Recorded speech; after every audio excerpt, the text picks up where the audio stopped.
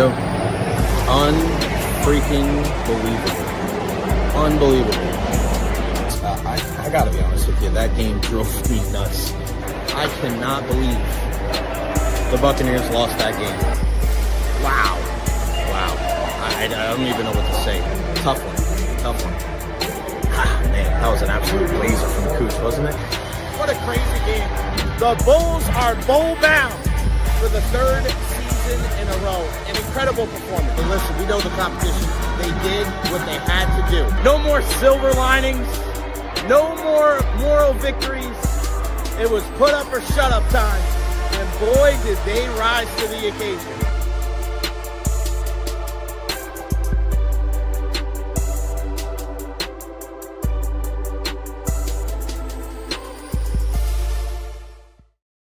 What is going on, everybody? Welcome to the Recher podcast. We're going to take the glasses off. We're ready to roll here. What's going on, guys? Hope everybody is well. It looks like the Buccaneers got their man, huh? How about it? Make sure you guys follow me on all social media platforms, Facebook, YouTube, Twitter, Twitch, TikTok, Instagram. I am everywhere. Make sure you like and subscribe on YouTube as well. It's been a fun week so far. We're going to keep this train rolling right along. Appreciate everybody that tuned in yesterday on the Beckles and Recher podcast. We had a lot of fun on that program. It was a busy freaking day yesterday for me, and today just as busy with practice and, of course, a huge show today. No Dr. Rodriguez. He was swamped with meetings today. He's going to join us tomorrow at 12:30 with our EverHealth injury report. But what we will be chatting about is, we'll talk a lot about the Zac Robinson to the Buccaneers offensive coordinator. That's really good. Greg Auman's going to join us at 12:15 from Fox Sports. I'll tell you why I think it may not be a quote-unquote home run hire, but I think it might be a perfect fit for our Tampa Bay Buccaneers. Also, with the discussion that we had yesterday with Colleen Wright, and also what we're hearing from other people around the Tampa area, the part of the Rays Stadium deal that really concerns me. We'll talk about that at 1 o'clock as well today. And then every day, Eddie Encina joins us at 1:30 to talk the red-hot Tampa Bay Lightning, winners of 13 of 14. They have points in 14 straight. They are back in action tomorrow night in Chicago against the Blackhawks. It's been such a weird schedule for the Lightning here the last couple of weeks. Games on Fridays, games on Sundays. They got a back-to-back. So they're in Chicago tomorrow night against the Blackhawks, and then the following night, against the Columbus Blue Jackets. So Friday and Saturday, the Lightning are in action, and then back in action on Monday against the Utah Mammoth. It's just crazy, man. Monday, Thursday, and then the outdoor game, Stadium Series, baby. February 1st, 6:30, the day after Gasparilla. Everybody's going to be feeling it. They've been feeling it, man. Really, really good stuff. Okay, guys, make sure you follow me on all social media platforms, Facebook, YouTube, Twitter, Twitch, TikTok, Instagram. Like and subscribe. A big thank you to our partners, Honest Hammer Custom Builders, LLC, for all of your residential and commercial needs. And, of course, EverHealth. EverHealth, the injury report will be tomorrow at 12:30. 17 different locations in Pinellas County. They can really help you. They're the new age in healthcare. Just so happy that they came and joined us here on the program. Again, Ed Encina joins us at 1:30. Greg Auman at 12:15. If you guys ever want to chime in on the conversation, especially on a day like today, you are more than welcome. Questions, comments, concerns, leave them there at the bottom of the screen. And if you want to, join in via the video chat, StreamYard.com/IURAAUZFPD. Your thoughts on Zac Robinson being the new offensive coordinator for the Tampa Bay Buccaneers. What do you think? Oh, and look at this, a big-time $20 super chat from our guy, Chan. Hello, fellow Recher homies. Happy Thursday. Again, the only way we're going to keep this train rolling is the super chats and with our partners here, Honest Hammer Custom Builders and EverHealth. Thank you guys so very, very much. Let's see. Let's get to some of these comments. David Terry, Bad Benny, you got me today on the Wrecking Crew. Benny first, of course. Stadium Series game right around the corner. Heard it's supposed to be a cold night. Good. We need it to be as cold as possible on that night. Dolan, what up? All well. Robinson it is. I've been pessimistic, but I'll definitely give a guy a shot. Janet Best, glad the coaching staff is being finalized. Tim Words in the house. Good hire. That could be a great hire. Benny, I'm glad that you brought this up. Congratulations on our guy Alex Killorn playing in his 1,000th game last night. Really, really good stuff. What's up, Jay? Not worried about this OC hire. I think Robinson will do well. Greg DeCruz checking in from Costa Rica. Let's see where else we at. And then Burrows, I'm sorry, Robinson showed me zip, zilch, nada in Atlanta. He had Bijan making him look decent. Never develop a plan for their stud tight end. Prove me wrong. Yeah, and I know that's going to be, the concern for a lot of people is seeing what he was able to do in Atlanta, and they went 8-9 both of those years. So I can get that. I can hear what you're trying to say. Let's not forget that we spoke to Mark Ramondi yesterday from ESPN, who covers the Falcons, and he didn't seem like he was against it. He was a lot more in favor, and he brought up a lot of good points for why he wouldn't be such a bad option here in the Tampa Bay area. And, when you look at Zac Robinson, you look at his background, and listen, we know what the Buccaneers did. They interviewed Mike McDaniel. They interviewed Brian Callahan, the former Titans head coach, and Dan Pitcher, and David Shaw, and Israel Wolfark, and Mike Kafka. Mike McDaniel obviously was my first choice. I thought it would have made a lot of sense to bring a guy like that in here just because it was layered. You have an opportunity to bring him in, and that sucks. Casemiro's leaving at the end of the series. That sucks. Oh, man. Sorry. Breaking news here on the other side of the pond. Manchester United, Casemiro will depart United at the end of the season upon the expiration of his contract. A serial winner, we thank Casa for his contributions in red so far and hope to finish his time at the club on a high together. That sucks. Casemiro is a guy that came to Manchester United when it was at its down point. This is a guy that played Real Madrid all those years with Cristiano Ronaldo. He's a winner, a big-time winner. I think he's won 5 Champions Leagues. It looks like he's leaving. That's big news. I know right here we're talking a lot of NFL stuff, but just a heads up as far as world sports news, that is huge. It is huge. Greg, it's January, and we don't even know what this roster will look like. More concern should be placed on the defense because that side is bad. And Chan, I'll put $50 on the fact that Robinson Bowles' 2026 season is a seat warmer for Tomlin's return. We hear that Mike Tomlin, some reports like he doesn't want to get back into coaching. It's easy to say that now, right? I'm sure guys look at, it's just like anything when you're in a relationship and you're at the end of your relationship and you're like, I am never dating again, right? How many times do you know your friends out there that have gotten in a big time relationship or gotten married and saying, I'm never getting married again? A lot of times they do end up getting married again, right? So same thing with Mike Tomlin. I'm not putting anything by him, but this is a decision that the Buccaneers think is going to keep that continuity on offense. And I think defensively is really where they need to take a look at making the most improvements. And we're going to have that conversation a little bit later on today. There was a mock draft put out by Mel Kiper Jr., and this is a guy, whether you agree or disagree, he is one of those guys that is just, he's synonymous with the NFL draft. And he had the Buccaneers drafting Kenyon Sadiq, the tight end from Oregon, in the first round of the NFL draft. So we're gonna talk about that. And would you guys be cool with that?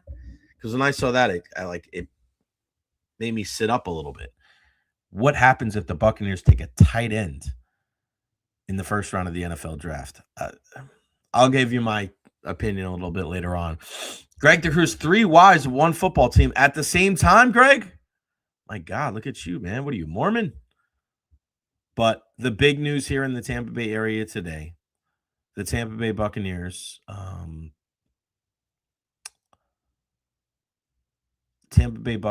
will hire Zac Robinson as their head coach, reunited with Baker Mayfield. And we know that incredible couple of weeks that Baker had in LA when he just pretty much got off the plane and went right under center for the Rams and was able to have some success there. And Zac Robinson is one of the guys that Baker spent a lot of time with during that time to learn that offense. So there was always a relationship there. There was always that rapport that they built in that short amount of time. And you'd have to think that Baker Mayfield is very, very happy with this decision to bring in Zac Robinson, a young guy that's had experience calling plays. He's 39 years young. He was here last night visiting with Todd Bowles and Jason Light. The interview went into the night, according to our guy, Rick Stroud. We know that he replaces a guy like Josh Grizzard. And the one thing that a lot of people looked at with Josh Grizzard was the continuity that he had with the Buccaneers offense because he was here, right? He was here with a guy like Liam Cohen. He was in those meetings. But it didn't work out. I mean, I don't think you have to be some kind of football genius to realize that Josh Grizzard really was not the answer at offensive coordinator for the Bucs this year. If he would have done a better job, and I'm not saying that the defense didn't need to improve because I've been very vocal about that too, but I wonder if there was a different option at offensive coordinator. Do the Buccaneers make the playoffs this year? Do they win one more game to help them, especially in those one-score games that they lose? Do they beat Atlanta on that Thursday night game, right? Do you win one of those one-score games if you have a better offensive coordinator? We don't know. We certainly don't know.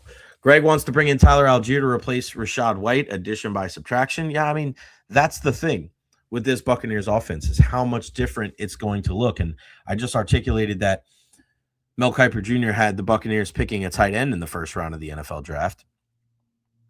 That would, I think, assume that Cade Otton's not coming back. Now, I don't know if the Buccaneers and Cade Otton will come to an agreement to bring him back because of his usage, because at certain times he was, and I don't know how much this has to do with him or has to do with the game plan. I don't think Cade Otton was utilized as heavily in the pass offense early on in the season because, I mean, they had so many injuries. I mean, let's not forget Graham Barton started the season at left tackle for the Buccaneers. So, and then you lose O'Keefe. And O'Keefe's another guy that not many people discuss when they talk about what went wrong with this offensive line. And O'Keefe is a huge part of that battering ram, that H-back, that fullback, that extra tight end. They lost him pretty early. So not having him in there was another, that's another thing that I think a lot of people leave out when they talk about, all right, well, you lost Malk, you lost Bredesen, and it took a while for them to build that continuity. But the future of Cade Otton is certainly in question. Does he want to go somewhere else, maybe where they utilize his talents in a different way? Did the Buccaneers address that position at some point? Obviously Payne Durham was in there, and coming out of college, people thought that he was more of a pass catcher than a blocker. But we saw in the Liam Cohen offense, I'll still remember it to this day, and I think it was against Carolina, that wham block that he had came right around and bam, smacked Derek Brown, one of the better D tackles in this league, right in the face. And I was like, wow, okay. So much for not being a blocking tight end. And then, of course, Devin Culp, who, I mean, when he gets out in open space, the guy can move. Does he get, do those two guys get elevated if Cade Otton moves on, right? Does Cade Otton look at this offense and see what Zac Robinson did with Kyle Pitts last year and say, all right, well, maybe I want to stick around? So, it's different because you look at a lot of these teams and you look at Travis Kelce and you look at Trey McBride and George Kittle and some of these other tight ends, and people say, oh, well, you don't, there's only so many great tight ends in the league. Well, yeah, right. Well, what if you have a team like, I'd say the Rams, but I think they do a pretty good job of utilizing their tight ends when they can too. Parkinson made that incredible catch a couple of weeks ago, but there's only one football. And I think that's what people forget. Everybody wants a Kelce. Everybody wants a Kittle. Yeah, it's easy to say that everybody wants a Kelce, but it's not like Patrick Mahomes has had all of these different weapons on the outside since Tyreek Hill has moved on. They've had different guys. They've had Worthy. They've had Sky Moore. They've had all, but nobody like Tyreek. It's not like he has a Puka Nacua and a Devontae Adams. He doesn't have an Evans, Godwin, McMillan, Ibuka, right? So it's different. You'd say you'd want a tight end like that, but you're only throwing the football. Would you rather throw it to a safety net like a tight end or be able to throw it to a guy that can run 70 or 80 yards? It's like whatever your offense is built around. So I'm excited about this. After we talk to Greg Auman here, I'm going to give you my 2 cents on the entire thing with Zac Robinson. I just wanted to lay everything out for everybody so you can understand what was going on, what the thought process is when it comes to bringing him in as the offensive coordinator. And speaking of bringing him in, we're going to bring in our good pal Greg Auman from Fox Sports. It's over, buddy. The search for an OC is over. They bring in Zac Robinson. Happy Thursday, brother. Thanks for joining us. Hey, man, thanks for having me. Glad to have the search over and done with. We kind of stuck to the phone for a week or two, waiting for texts and updates and everything. But glad to have news to talk about. I know. Where do you think he was on the original, let's say, pecking order from the beginning of the offseason going into it? Because I think Mike McDaniel would probably be hit pretty high on the list. We know that they talked to a guy like Brian Callahan pretty early, but before everything started, where do you think their kind of list was? Was it McDaniel 1, Zac Robinson 2, you think? Yeah, I don't know. Like, it's one of those where you have like the overall list of OCs across the league and the strength of resumes and the value to any team, and then you have value specific to an individual team. So I felt like Zac Robinson was kind of uniquely qualified for everything the Bucs were looking for in terms of. McDaniel. I don't even know that I had expectations of him being an offensive coordinator. If you can get Mike McDaniel as your offensive coordinator, that's really strong. You're talking about one of the better offensive minds in the league. Didn't win the way that he wanted to in Miami, but I still feel like there's a decent chance that things. Obviously, the Chargers is a good mix for him, right? But there's still a chance he's a head coach somewhere. So I kind of thought that'd be great, but almost kind of pie in the sky kind of thing for the Bucs. Wasn't really expecting it. It would have been nice if it worked out.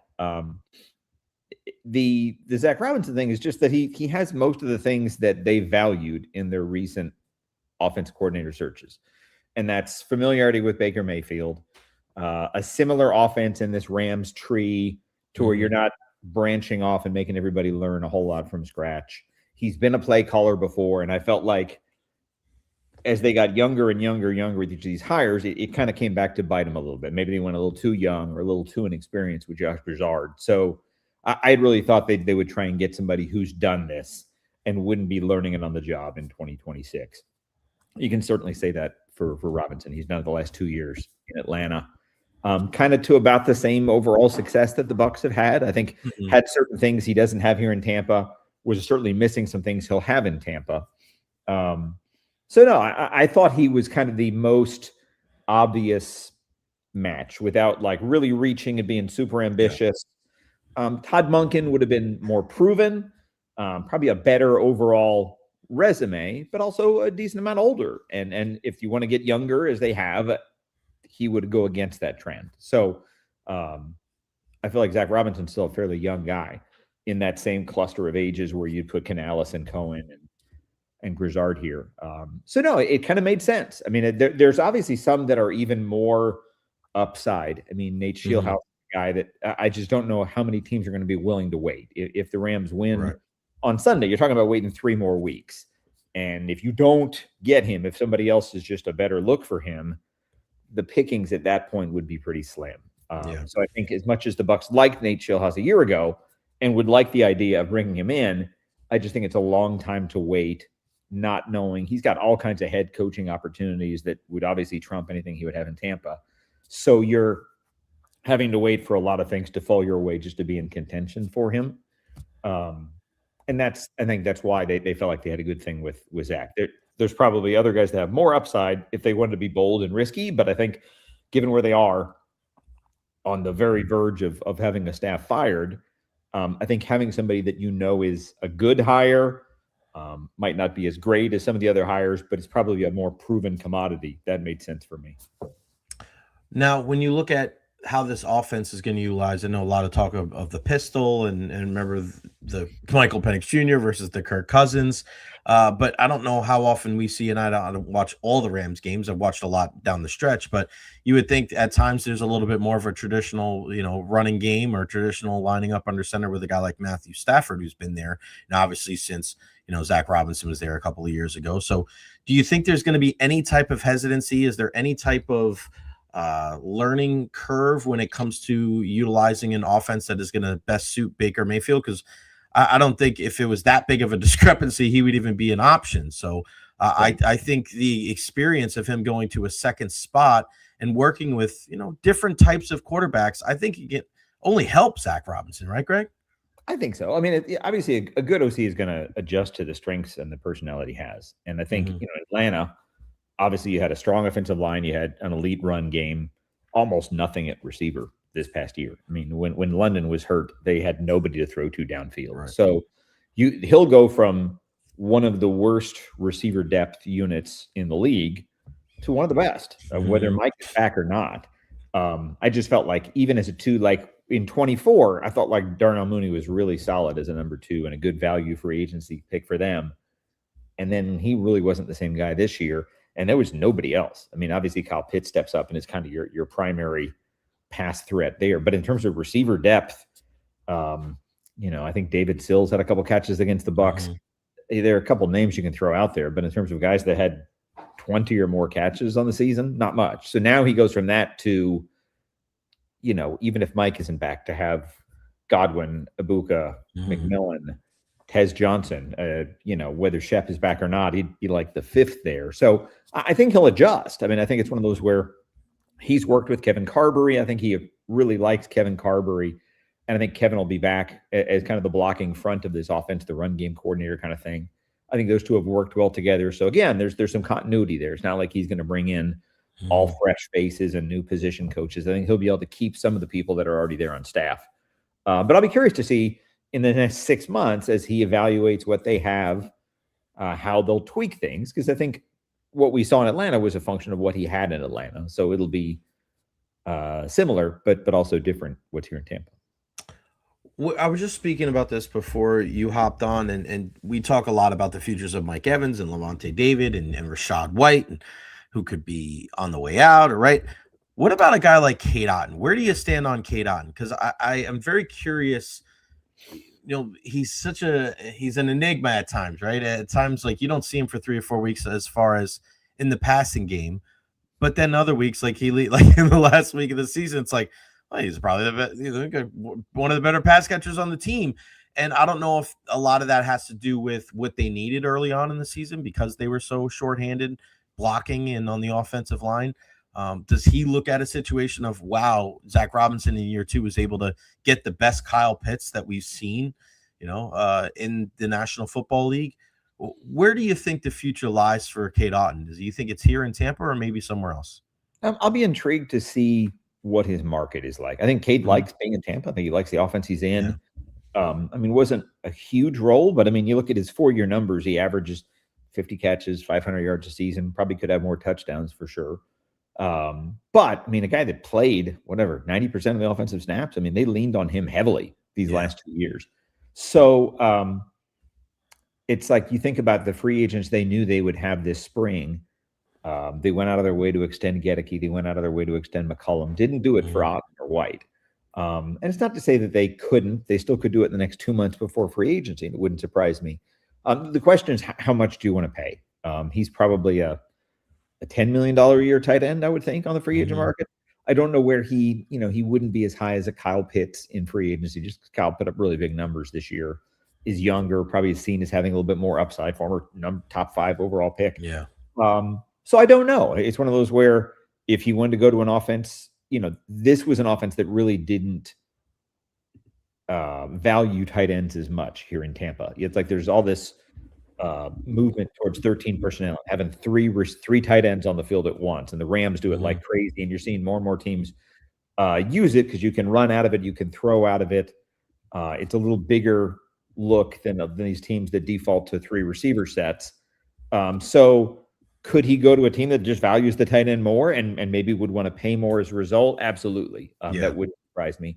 But I do think if the Bucks made a reasonable offer, maybe I don't think he needs to go to the team that offers him the most money. I think if the Bucks are a team that he likes and they pay him well, they do really well at keeping their best players here. So wouldn't surprise me either way. I don't know how you think about um, Zac Robinson, inherited some tight end heavy personnel from when Arthur Smith was there, and probably that played a role in them using as much tight as they did.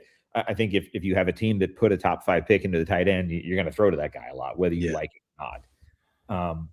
The Rams, I think if you, like you mentioned, I mean, you think about Parkinson, you think about Higbee, they just put a 2nd round pick into a tight end this year. I think that McVay values tight ends more than most coaches do. So if he's part of the genesis of Zac Robinson as a coach, I think Zac in theory could value that more. Whether that means paying to give Cade Otton more, they could, or they could go out and get somebody else too. I mean, there's definitely tight ends that will be available. I mean, you'll see drafts right now. You'll see mock drafts that have the Bucs taking a tight end. It seems crazy.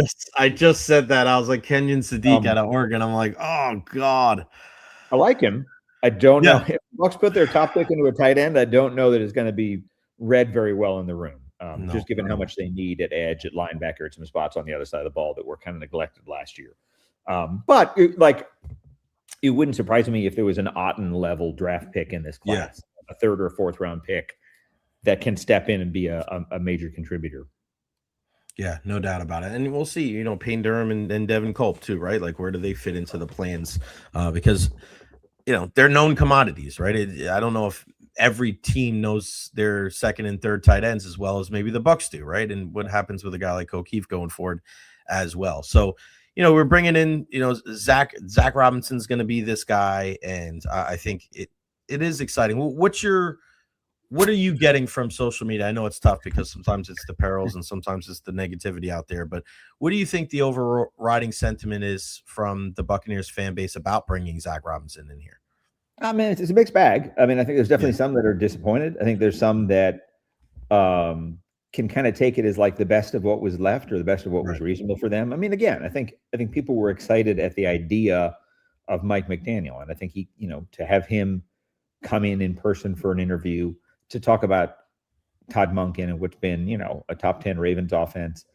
I think that those were kind of the best scenarios, if you will, for the Bucs, and needed other things to shake out and for them to have some patience for that to happen. So I think the idea that you're sitting and waiting, again, I mean, in theory, Lions, Eagles, Commanders, Chargers are all same kind of thing, maybe with a head coach with a little better footing, maybe with better overall talent for most of those spots. Some really good quarterbacks to work with all 4 or 5 of those. So no, I think there's definitely a mixed bag, and there's some that are happy with it. I think there's some that, you know, it's weird to think that there are people that wish they'd kept Josh Grizzard, but there are. Oh, really? You know, there's everybody's out there. Yeah, there's definitely some that are like Grizzard greater than Robinson, which is possible. Okay. Yeah. But no, I think, you know, I think right now it's still sinking in. I think if you let the guy have an introductory presser, you get to see a little bit more of his voice and his vision of what he wants for his team. I think that'll help win over the undecided voters, if you will. Yeah, I mean, it's going to come down to whether they can score 30 in a game in September and October. Everything right now is just reaction and probably still a lot of anger about Todd Bowles still being the head coach for a lot of people. But he is going to be the head coach, and now Zac Robinson's going to be the OC. So it really, nothing is going to matter until we get to September and they start putting numbers on the scoreboard. You got that right, buddy. And listen, he's not the only coach. They bring in special teams coach Danny Smith, 72 years young. I mean, I remember him just as the guy that they would show on TV every once in a while, just gnawing away at that chewing gum. The special teams, and I asked Todd Bowles, and I got a snippy answer back. I was just trying to be I was sitting right next to you. I was trying to be very respectful, saying, why isn't it so easy to just say, oh, fire the special teams coach? And he's like, who else would you put in there? I'm like, come on, Todd.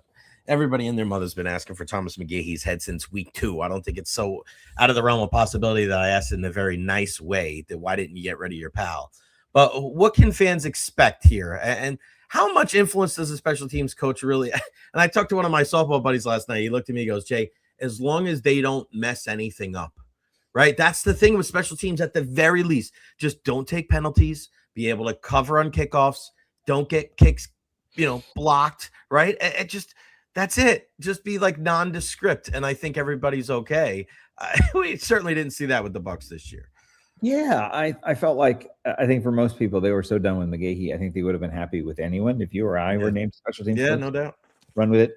So Danny Smith is a cool hire. I mean, with Tom Moore retired now, it's cool to have somebody that venerable with that many stories. My favorite Danny Smith stat is that he He coached at Dan Marino's high school while Dan Marino was at Central Catholic in Pittsburgh. That's If great. you weren't sure he was an old guy to begin with, he was Mhm. coaching when Dan Marino was in high school. So it was cool. I went over, obviously, he's been a special teams coordinator for like 29 years. Long time, 13 there in Pittsburgh. Like there are guys on this Buck staff that he's friends with from his Washington, I guess it would have been Redskins then. Redskins. He was there like 01 to 12. Was with the Eagles when the Eagles, had some good returners in the late 90s. It's like you look at the guys. I mean, he was there for the start of Antonio Brown's NFL career. Got 3 touchdown returns out of AB when he was just starting out with Pittsburgh. Like he got his. It's neat in like the ships passing in the night thing, but Danny got the Steelers special teams job when Bruce Arians left to go to Arizona and took the special teams coordinator with him. So that chapter ends. He starts, and obviously that's still 13 years in Pittsburgh. So no, I think to look at his units over the years, definitely more active with blocks. Definitely better in terms of overall numbers, coverage, returns, every part of it. Again, he's 72, so you don't know how much longer he has. But if you watch him on the sidelines, I mean, he's a guy who probably gets more time except maybe Dave too with the Chiefs, probably gets more TV time than any special teams guy in the league because he's chewing gum and he looks furious and is so full of energy as a 72-year-old. So I think it's neat to see. I like it, even if it's just 2 years and he's done and walks away and retires or something. I think they just needed to get some core fundamentals. It's neat. There's a guy named Blaine Stewart who's on the Bucs staff, was an offensive quality control assistant. And Blaine was his assistant in Pittsburgh for like 4 years. There was a game, the COVID year, when Danny Smith got sick, and Blaine stepped in and was the Steelers special teams coordinator that game. Wow. I think he's somebody that would be in line to be a top assistant and be able to kind of be a younger version to coach these guys up on how he wants it done. So yeah, that's a cool hire. I think, they talked to the Eagles special teams coordinator and kind of got leveraged where he went back with the Eagles on a new deal. So I don't know if he was their first choice necessarily, but I mean, an absolute legend in the special teams community because he's done it so long. Yeah, I mean, for the I really question the move because the Bucs retired Tom. They replace, I guess, Tom Moore with this young buck at 72. You know what I mean? Who's to say he's going to be here 2 years? He might follow in the Tom Moore footsteps and be here for the next 12. We don't really know. All right. So Buccaneers fans want to know. Now, you got your special teams coach. You got your offensive coordinator. What's the next step, Greg? Obviously, the playoffs are still going on. Obviously, the draft is still a couple of months away. But what are you keeping an eye on as far as the next move for the Buccaneers to improve this team going forward so that they're ready to compete again at a high level in 2026? Yeah, I mean, I think initially the next things will just be, seeing Zac Robinson fill out his offensive staff. So, I mean, I think a couple of people he brings from Atlanta with him that'll kind of be the new Thad Lewis, the new Kefense Hinton, some of these offensive things. I think he'll be able to keep some of the Bucs assistants in place right now. And then defensively, I think next week the shift will go to filling these defensive spots that are now open. They've got defensive line and corners and safeties and really some important positions when you think about things that this team has struggled with. You have both, Charlie Strong, who was only there 1 year, and then, Kevin Ross and Nick Rapone were guys that were absolute lifers, literally knew Todd Bowles when he was at Temple and have worked with him for 40 years since. So that's a chance for, if Todd is still going to be the guy running the defense, calling the defense, these hires are the real chance for them to make a difference in what will be new and different about this defense with largely the same people next year, trying to be much better as a unit. So intrigued to see what he does there. It's one of those where this is a chance to, Todd is very well connected. You don't know if he's going to have somebody he worked with here or there, or whether he goes out and gets somebody that you hire on reputation that was good and an up and comer on another defense and can step into a bigger role here. I'll be intrigued to see the age and the background and the profile of what these 3 new hires on defense will be. What's the next couple of weeks looking like for you, buddy? Denver on Sunday for really going to Denver on Sunday for Patriots. Writing on Nick Eamon-Wari, the Seattle Seahawks rookie safety / nickel. Really cool story. I'm writing him probably in the next 24 hours here. Going out there for that. I won't be at the Super Bowl, so kind of laying low from there. and wrapping up coaching changes. And then before you know it, it'll be, combine and Indy and all kinds of draft stuff. Who do you think fills those big roles that haven't been filled yet? The Steelers and Bills, and I mean, it's kind Yeah. of wild. I There's think it's like, these are big teams, man. Like it's not yeah. just some like no disrespect to the Titans, but obviously drafted number 1 overall last year. Saleh gets another crack at it, but I look at teams like the Steelers. I mean, this is one of the most valued coaching positions in North American sports. I mean, this is not. I mean, everybody and their mother, even if you're a casual, knows Chuck Noll, Bill Cowher, Mike Tomlin. Ian and I have been talking about. I think maybe a guy like Chris Shula makes a lot of sense. Because he's that mid to late 30s guy, pedigree, not right. He just a guy that you might hire for the next 2 decades rather than 2 years. What do you think about some of these openings that are still not filled yet? Yeah, Pittsburgh. I did a piece last week making the case for Brian Flores, and I think he still could. He kind of re-upped to have that defensive coordinator part of it locked up with the Vikings. But Flores wouldn't surprise me. Chris Shula is a name you'll hear a lot there. Again, like they make a hire every 19 years, so you can't even really think of it as profiling. But young defensive first-time head coach is pretty much what they do. And Chris Shula would fit all those things. If there's anybody whose name is synonymous with coaching for a long time, it's Chris Shula. Jesse Minter makes sense for the Ravens. That wouldn't surprise me at all. Cardinals, maybe Kubiak, maybe somebody from that Seattle team if they're willing to wait. Vegas is a little trickier right now. I think they're kind of picking near the end of the line, if you will. Flores wouldn't surprising. A little bit. I mean, Vegas. They had the number 1 pick. They got Brady. You know what I mean? Like you would think. I thought McDaniel would make sense there. Going there, a Vegas guy. Brady would want a splash hire. Can you imagine him hanging out with McDaniel, Spytek, and Brady with Fernando Mendoza, Ashton Genty, and Brock Bowers? I was like, this is a script that writes itself. Yeah, but it's kind of weird how they are at the end of the. You got the number 1 pick. You got Tom Brady. I think it's a better job than Arizona, just because Arizona paying a quarterback. You don't have a quarterback. It's a better job than Cleveland, just because Cleveland is a mess right now.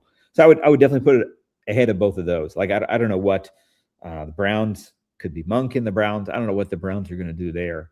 But no, I mean for Vegas, I think when you have the number 1 overall pick, when you have the excitement that comes with that, it also probably buys you a little bit of time because if you don't do really well your first year, when you got a rookie quarterback, everything's still taking. I think it's easier to be middle of the road in year 2 and survive to year 3 if you're doing it with a rookie quarterback like that. I think teams always want to have coach and quarterback synced up. Yeah. So that's a good situation there. You're not inheriting anything. You're going to have a role in molding who Mendoza is as a quarterback. Maybe that makes them want to go with an offensive mind just to have that guy front and center in his development. It wouldn't surprise me. Yeah, it's wild. There's still 6 openings, and there's still 11 offensive coordinator, 10 offensive coordinator openings still. So there's still a lot of things to shake out. How long will people wait? You always worry that these guys that are in the Super Bowl, it's almost at their detriment because you're waiting another 2 weeks to announce somebody and start formulating a staff and having the spin forward part of it. So if Seattle wins on Sunday, that's a step back for Kubiak. If the Rams win, you worry if that hurts Shula or if that hurts Mike LaFleur. On the other side, Vance Joseph is a guy that easily could get a job somewhere. I don't know that anybody on the Patriots side right now, I don't know that McDaniels is going to be seen as a head coach again. He might have kind of had his just be a good coordinator. So that I always feel like that's a little bit of a dynamic in that you almost hurt yourself for the job as much as it's nice to be able to pluck an assistant from a Super Bowl team. You saw that, the Eagles lost both coordinators 3 years ago off that. But I'll be curious to see which teams are willing to wait, which teams are needing somebody right now and pick somebody they can get next week. Yeah, no doubt about it. And we just saw Willie Taggart getting an interview for the Giants job. I mean, from what I'm hearing, it might just be kind of a Rooney Rule thing, a respect thing. I wouldn't be surprised if he's on the staff there at all with the Giants, which is kind of crazy because Willie was so great to me here in Tampa. And the Giants are the first team I ever rooted for. And I think Todd Monken, if he doesn't get the head coaching job with the Browns, will probably be going there with John Harbaugh. But yeah, it's been a crazy. It's just the running backs coach in the Giants. That's fine too. I mean, I think that he's got his whole family's kind of in the Baltimore area now. He's got one son playing up there, one son coaching up there. to where, New York's not that far. Or if you're going to have to move away, you're only moving, a couple hours away at least. Yeah, Cam Scadaboo and Tyrone Tracy. It's not a bad running back room Right. to start with, buddy. The one and only Greg Auman, Fox Sports. Safe travels to Denver. What's the weather going to be out like there this weekend? I haven't looked exactly how cold, but I'm expecting it cold. Looked yet. I really haven't. I had that 3-week run where I did Detroit, Chicago, DC 3 weekends in a row and had single digits for 2 of them. So that not going to phase. I'm there for not even 24 hours. So it'll be cold. I'll get in the press box. I'm outside in Denver for like an hour, I think, if I do it right. So I'll enjoy the cold because I know I'll be gone the next day. The frosty Greg Auman, only in the weather around him, not in his jovial cheer that he always brings us on the program. Greg, you're the best. Greg Auman, at Greg Auman on all social media platforms. You're the best, buddy. Thanks for joining us. We'll talk soon. Safe travels. Thanks, man. Have a good one. All right, you too. The great Greg Auman, Fox Sports. Check him out. He's the man. And he brings up a good point too. And I said this about the Lions. I thought the Lions would struggle this year because they lost both of their coordinators. Now, what ended up happening is, like, I thought they would still make the playoffs, but they didn't. They didn't make the playoffs. But the same thing happened with Philly. You lose both coordinators, man. You lose that identity. Remember when Philly lost they lost Steichen to the Colts, they lost Gannon to the Cardinals, and then you see with the Lions, they lost Aaron Glenn, they lost Ben Johnson. It's tough, man. It's tough. You promote guys from within. You think that, we want to keep that continuity. Sometimes I think that continuity thing can be overblown. I wish we could look at certain hires that we see in the National Football League and every hire that's been made on trying to keep continuity together. Does it ever work out? You kept a guy like Dirk Cutter because you wanted to keep continuity with Jameis Winston. How'd that work out? Didn't work out. You hired from within with Josh Grizzard because of continuity. How did that work out? Right? So I don't know if that continuity hire is always as like played up as it's supposed to be, right? Like if you just, all right, well, we're going to elevate this guy. A lot of times it doesn't work. Look at Gerard Mayo with the Patriots. Look at Zach Orr with the Baltimore Ravens, right? Like Mayo gets the head coaching job from Belichick. That didn't work out 1 year. You look at Zach Orr getting promoted to defensive coordinator after Mike McDonald left. That hasn't been great in Baltimore, regardless of how many pieces that they've had. So, yeah, it's interesting. It really is. There's so much kind of crossover with the Buccaneers and the Falcons. It is pretty freaking wild. Make sure you guys follow me on all social media platforms: Facebook, YouTube, Twitter, Twitch, TikTok, Instagram. Like and subscribe on YouTube as well. Also, make sure you show some love to our partners. Please, please, please show some love to our partners. Honest Hammer Custom Builders LLC, residential commercial needs, 813-244-0956, licensed, insured, and bonded. They can help you out. And if you are somebody that is looking for some renovations for your home, if you have a plot of land, right, that you're looking for a brand new custom build, they can help you. Go to thehonesthammer.com. Go to thehonesthammer@gmail.com, and they will give you all the best information. They'll give you a discount if you mention that you heard it right here on the Jay Recher podcast. My guy, Russ Hammer, he is the dude. He is that guy that you want to be able to support. We talk about supporting local a lot on this show. And while you're supporting local, guys, hit that like button. Hit that like button if you can right now. Every single like helps. Every single subscription helps. And the subscribe is free. Hit that subscribe button for free. And share this, please, on your social media platforms, because every single little bit helps. So everybody take some time, show some love to that like button. Smash that damn thing for me. But yeah, my guy Hammer, he's the best.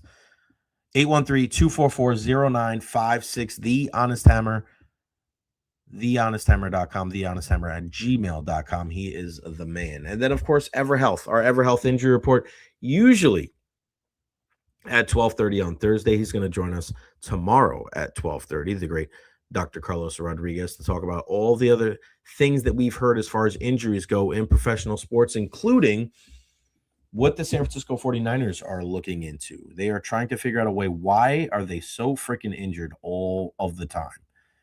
every single year, it seems like they're dealing with these terrible injuries. Are they looking about this in the wrong way? Do we know? Do they know? Are they going to figure anything out? I'm very, very curious because when teams sustain a lot of injuries, the first thing everybody always wants it's the low hanging fruit. If the team can't hit, it's the hitting coach, right? Can't cover, it's the special teams guy. If it's a team with a bunch of injuries, it's the training staff. Like, it's not always that simple. It's not always that easy. And these guys are bigger, faster, and stronger. They're in better shape, but they're also tighter, right? These guys are jacked. Their muscles are going to be a lot more constricted. And I think that's what leads to more pulled muscles, pulled hamstrings, quads, groins, things like that. So we'll ask Dr. Rodriguez tomorrow if there is something to a study that can be done to look at why a team has gotten so injured. And we saw it. Like, it was sad. I hate to use injuries as an excuse, but when you miss as many guys as they have, like, you're not the same team. I mean, when you're in there in the third quarter of that game against Seattle and you don't have Christian McCaffrey and you don't have George Kittle and you don't have Fred Warner, like, you need talent to win some of these games. You may not win. You may have still lost to the Seattle Seahawks, but still, you're discernibly different when you don't have three, like, all pros in there. So that's something to certainly be mindful of. So everhealth.org, 17 different locations in Pinellas County. They want to help you from the cradle to the grave. They take all kinds of insurance, a sliding scale for the uninsured as well. So again, check them out. Tell them that you heard it right here on the Jay Recher podcast. The big news today here for the Tampa Bay Buccaneers. And some of you guys are not about it. Some of you guys are not thrilled. Our guy Splasher 613, first Mike Smith and Dirk Cutter, and now Zac Robinson. This is just insane. I know there's people out there that are not thrilled with the selection of Zac Robinson as the Buccaneers offensive coordinator. So I want to hear from you. Again, leave those questions, leave those comments, leave those concerns at the bottom right here. StreamYard.com if you want to join in. StreamYard.com/IURAAUZFPD if you want to join in via the video chat. Give me a shout. How do you feel about Zac Robinson with the Tampa Bay Buccaneers at the offensive coordinator position? I had him as number 2 on my list behind Mike McDaniel.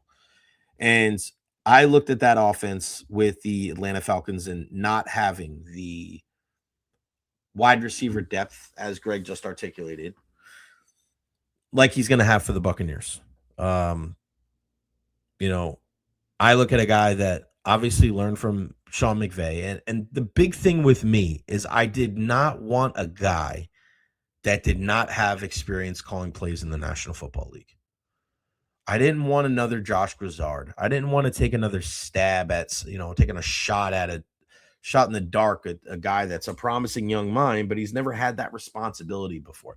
This guy has. And a lot of times you see coaches do better at their second stop. They learn from their first time.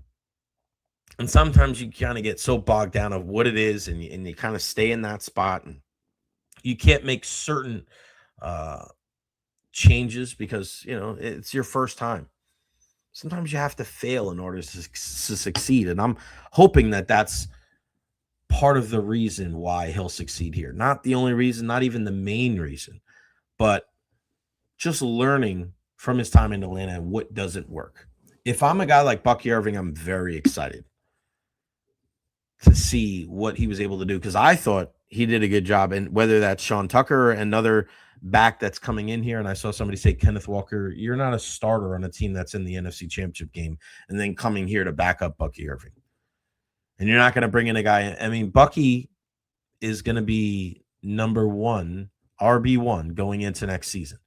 Now, he needs to prove that he can stay healthy the entire season. That's the one thing with Rachaad White. And I said before the season, be careful trying to move off of Rachaad White because he's anything if available. He's there.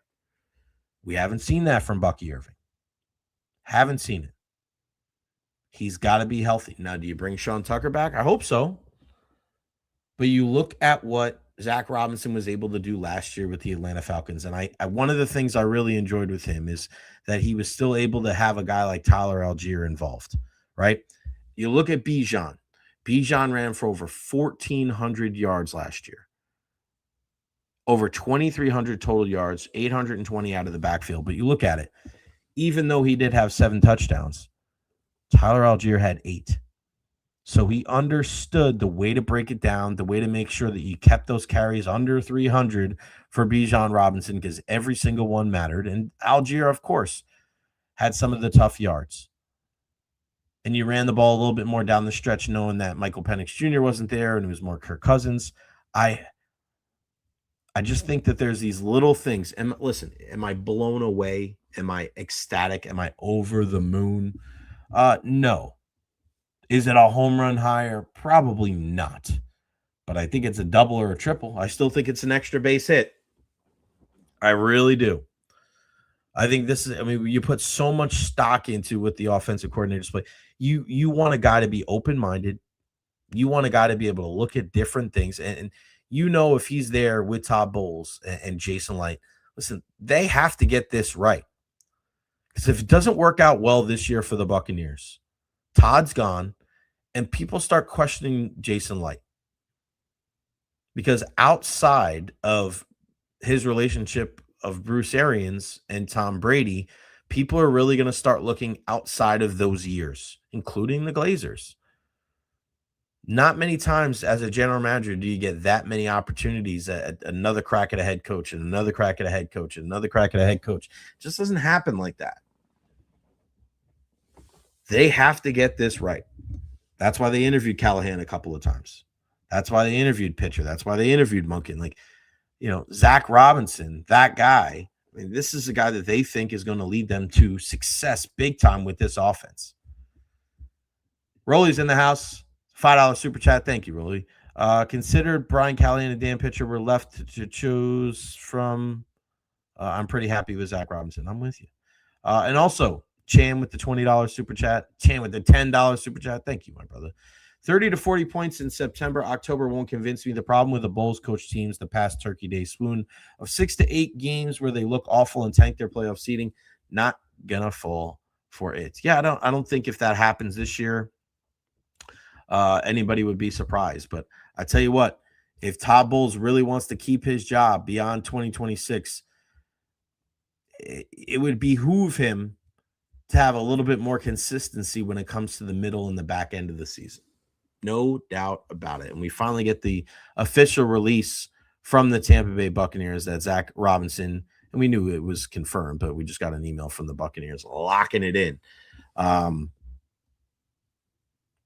Zac, with the experience from the Rams and now the experience from the Atlanta Falcons, and having a guy like Baker Mayfield, he is going to have a guy that is going to be able to get outside the pocket. And that's not something, obviously, he was able to do with Kirk Cousins down the stretch. And listen, end of the year on a 4-game winning streak. And I thought at times that offense was very dynamic.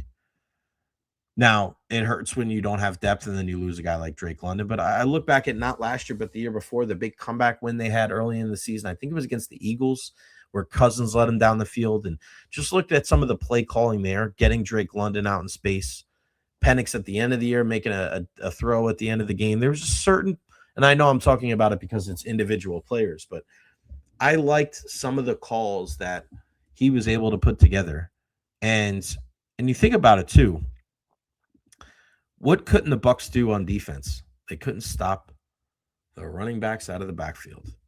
And I love that he knew that. Zac Robinson was able to pick apart this Buccaneers defense and accentuate his strengths and put Kirk Cousins in a position in the last 2 years where he had his best games against the Bucs. So also, I think he can help the Bucs in that fashion too. As much as Todd Bowles knows about his defense, I think he can sit there and he can talk to Zac Robinson and say, all right, what worked for you last year against us? Is there something I'm missing? Because I'd be very surprised if they didn't have that type of discussion, or they won't have that type of discussion here in the next couple of months. There's nothing that, I mean, you have to, if you're Todd Bowles, you have to, if you're trying to save your job, you need to be able to sit down with Zac Robinson and go, okay, what did you see? Where are we falling short on defense? And Todd can say all he wants about he knows exactly and guys are missing their assignments or there's a lack of communication. That's fair. But is there something that he's missing? Is there something that we showed pre-snap that gave away what we were doing? How did you attack us here? How did you attack us there? If Todd is not using Zac Robinson as a resource to make his defense better, then that is definitely a shortcoming. That is not something that he should be leaving out when it comes to this conversation. So again, while some people may not be over the moon and they may not think that it's a home run hire for the Buccaneers, he was on my short list to bring in as the offensive coordinator. Not a home run hire, fine. I'll take a double or a triple. Give the bat to somebody else. No excuses for Baker Mayfield. None. No excuses for Baker Mayfield. And I know there was a discussion about, and appreciate you, Louis, for the $5 super chat. You're the man. Check out Frozen Pirate Podcast, no doubt. No excuses for Baker. None. You're getting a guy that you're familiar with. You're getting a guy that hopefully is going to put you in a position to succeed. You got a multitude of weapons. You're going to get your offensive line back. This is going to be one of those prove-it seasons for the Tampa Bay Buccaneers in 2026. It's a precarious spot because I don't know how many other teams are going to be going into 2026 with the same perspective as the Tampa Bay Buccaneers. And I especially mean this because of how many head coach openings that we've seen. So with all of these different openings, it's going to be a breath of fresh air in damn near a third of the league. So there's going to be growing pains. So the expectations are going to be adjusted. It's going to be different with the Giants. It's going to be different with the Titans. It's going to be different with the Steelers and the Ravens, right? So it's going to be different. But for the Buccaneers, they're banking on familiarity. They're banking on a bounce back, just like the Lions, just like the Eagles, just like the Kansas City Chiefs. I mean, it's wild to think all four of those teams were in the playoffs last year. None of them made it this year. Well, actually, no, the Eagles did make the playoffs. Excuse me. The Eagles did make the playoffs. They lost to San Francisco. My bad. But 3/4 of those teams did not make the playoffs. And they're looking at, okay, what are we going to do going forward? I don't think Dan Campbell's necessarily coaching for his job. Neither is Andy Reid. Nick Sirianni might be. But they made the playoffs. He's making changes on his offensive staff. The Buccaneers are in a spot with Todd Bowles. Whose seat is hotter, Todd Bowles or Nick Sirianni? I would say Todd Bowles. It's weird to say that about Nick Sirianni. They just won. They're the defending champions still. But it just seems like it's only a matter of time. That's how it is in Philly. Didn't take long for them to move off of Doug Peterson after he won the Super Bowl with Nick Foles. I think the same thing holds true for a guy like Nick Sirianni. We don't necessarily know. But Todd Bowles and the Buccaneers going into 2026, they have to get all of these right. They have to get the special teams coach right. They have to get the offensive coordinator right. They got to figure out how to patch these holes in the defense. Because if not, it's going to cost them their job, and it's going to be a complete change. And if the Buccaneers don't play well in 2026, that probably means Baker Mayfield didn't play well in 2026. So if that's the case, then where do they go in 2027?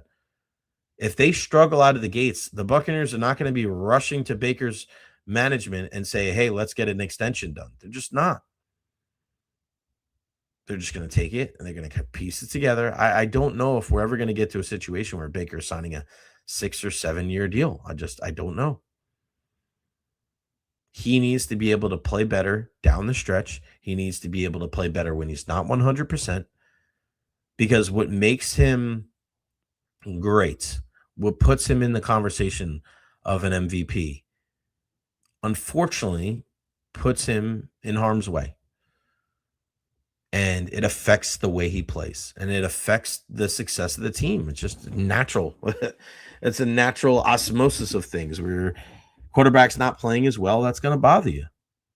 It's going to hurt the team's success. Now, do they bring in another quarterback? I think they do. Not as far as competition, not for a guy that's going to be a 1. But do you draft a late round guy? Do you bring in another veteran? I think you have to.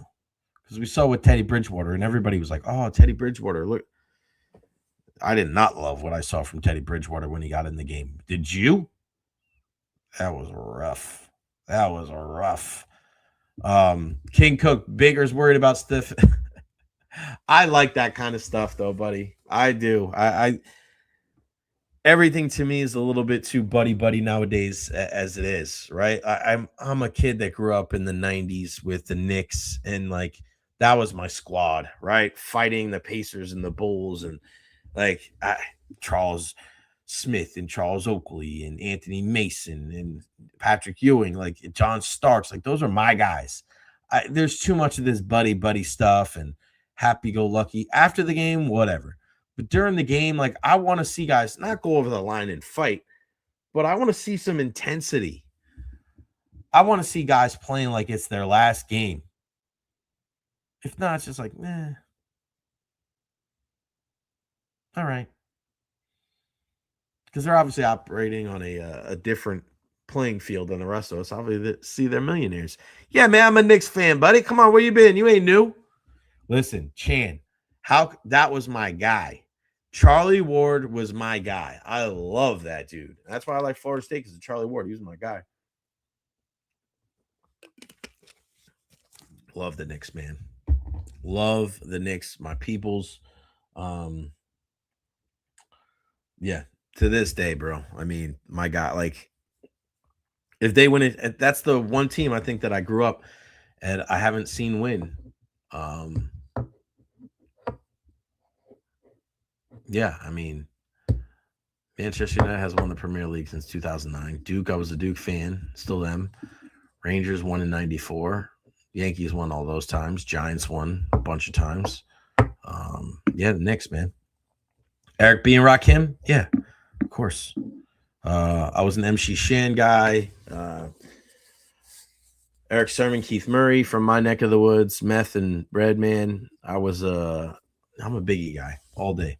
Biggie. Big L, rest in peace. All the glamour and glitz. I plan to get rich. I'm from New York and never was a fan of the Knicks, and I'm all about expanding my chips. You're mad because I was in the van with you with both hands on her. See, that's Big L for you, buddy, right there. But I was a Knicks fan. Big L. Even though I love that line, I hate that line too. Because I am a Knicks fan. Always have been, always will be. They beat the snot out of Brooklyn. But Big L's my guy, no doubt about it. Go listen if you're a hip hop fan at all. Big L Ebonics is the fire right there. It's in the deadly combination. Big L, Biggie, Pun, Pac. Yeah, that's my stuff. All right, so moving on. All right, so we're gonna get back to the Bucks talking a little bit. Ed Encina joins us at 1:30, but I wanted to talk real quick about the thing that scares me about the new Rays Stadium deal. Now, you hear a lot of this stuff. Ken Hagen was on WDAE. Shout out to my peeps over there, and shout out to the hitman Ken Hagen. The thing that worries me about the Rays Stadium deal is what Colleen Wright said yesterday, and what she had to say about the future of the stadium. If we needed to see shovels in the ground for 25, for a new stadium in St. Pete that was built in 2028, obviously pre-storm, we needed to see shovels in the ground in the first quarter of 2025, right? Obviously, we know the timeline changed. Obviously, we know with the storms that they're going to be playing there through 2028 now, right? But what happens now if you still don't have the funding? We still haven't had all these different, the vote obviously came down. So we know that the HCC site is where the plan is going to be. But, well, the first quarter of 2026 is going to be here and gone before you know it. It just seemed like yesterday was Christmas. It's January 22nd. In 3 days, it'll be a month from Christmas. So when Colleen Wright brought up I guess just the point that in order for you to have a stadium in 2028, you need to have shovels in the ground, not agreements, shovels in the ground by the first quarter of 2025. How in the blue hell are you going to have a stadium by 2029 if you don't have shovels in the ground in the first quarter of 2026? Right? I mean, that's wild to me. Now, Dolan brings up a good point. And what is the inevitable work stoppage in Major League Baseball going to do to the race lease with the Trop, right? I don't know. That is another great point.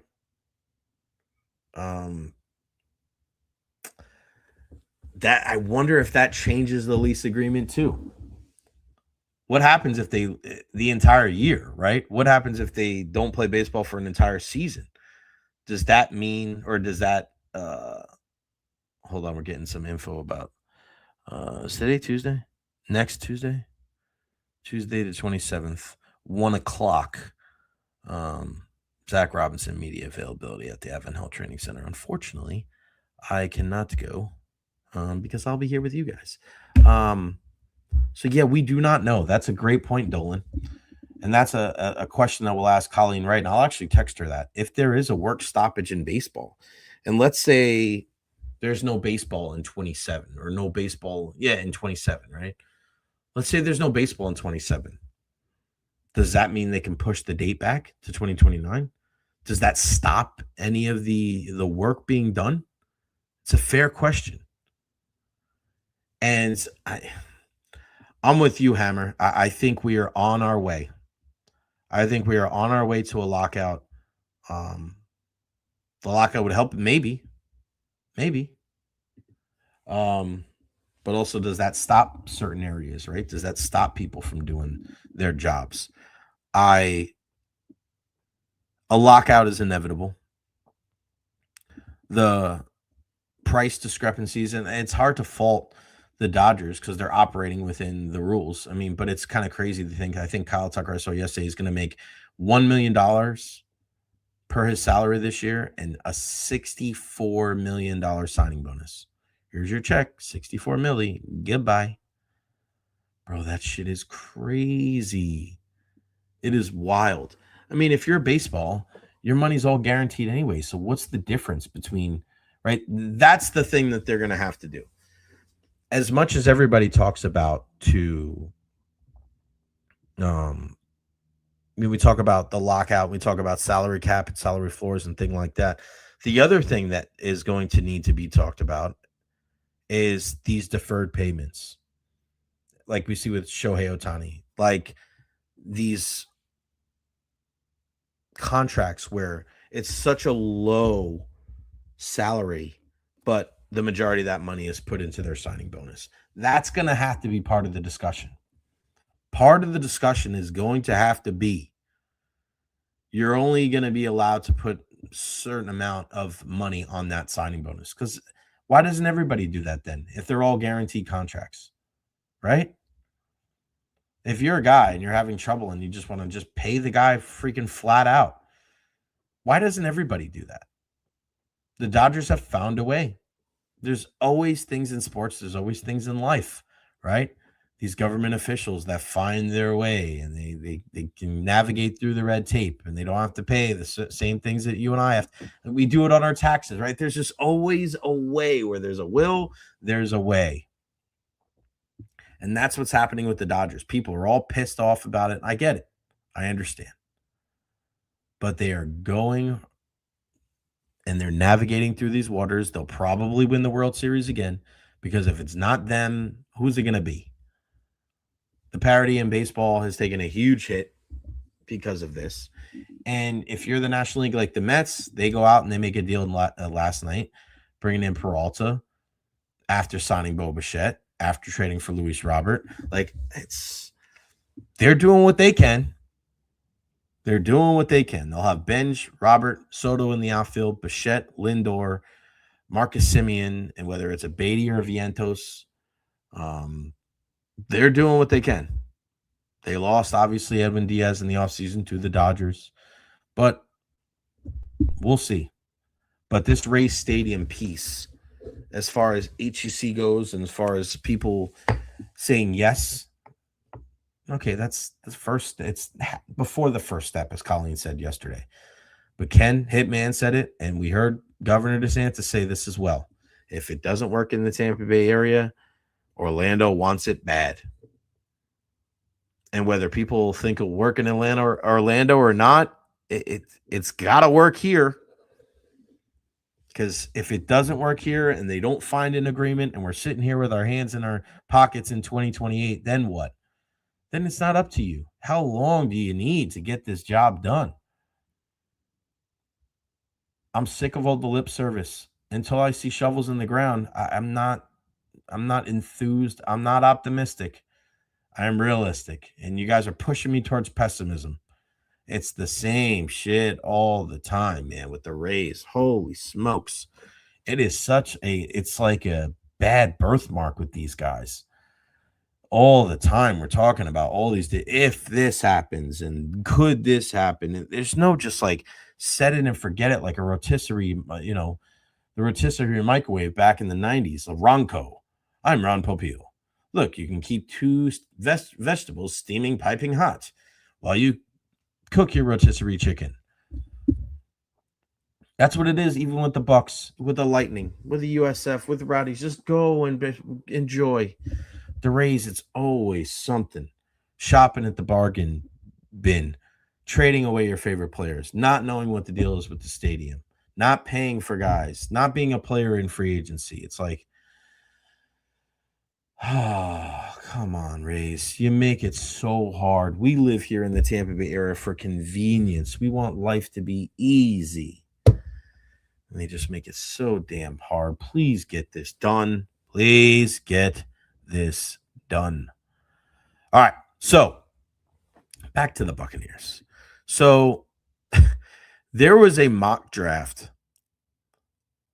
for,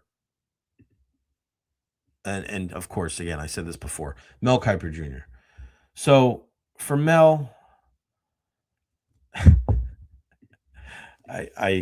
he's just one of those guys where he's like almost a caricature of himself. He's been around for so long. But he put out his mock draft the other day, and I always like to, I don't love mock drafts, but I always like to see every once in a while. I think Luke Easterling, our guy from Athlon Sports, does the best mock draft out of anybody.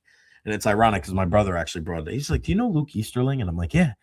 He's like, I love his mock drafts. I'm like, bro, I swear to God, I was thinking the same thing. He's just, it's no BS. It's no fluff. It just is what it is. He just deals with it.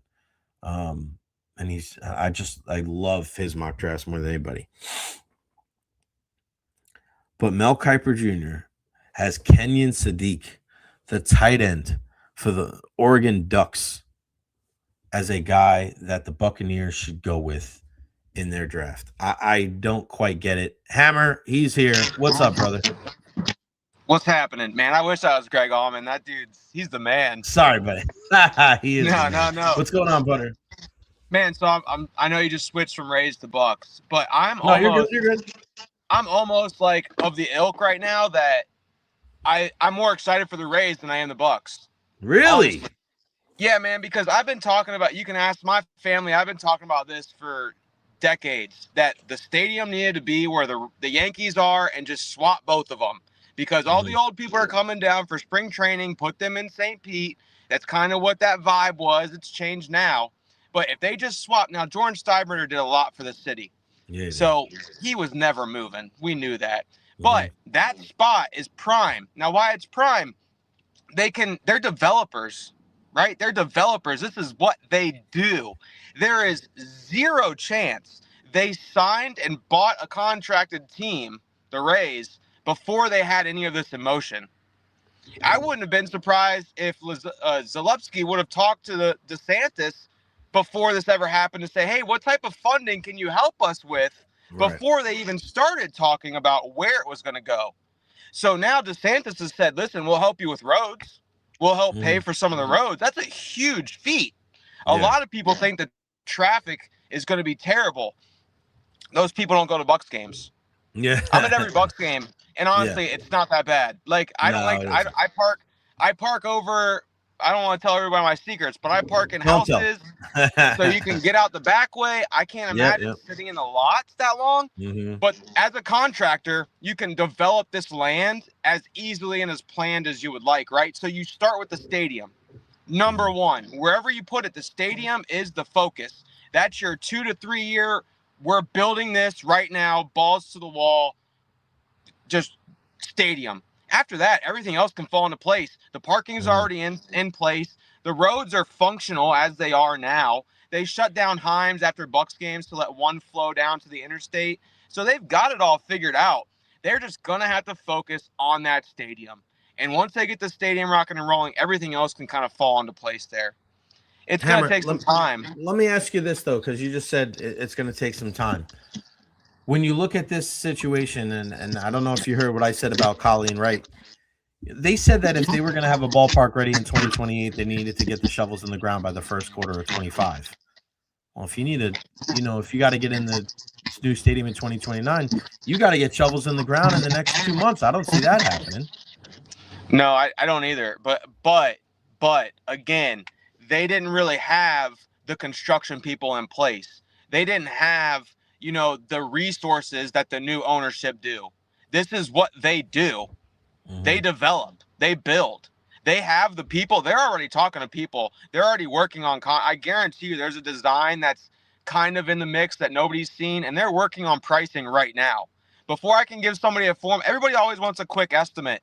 Yeah. The thing is, when I have a plan I can take to my trade partners and say, hey, listen, what's the price for this build, this construction project?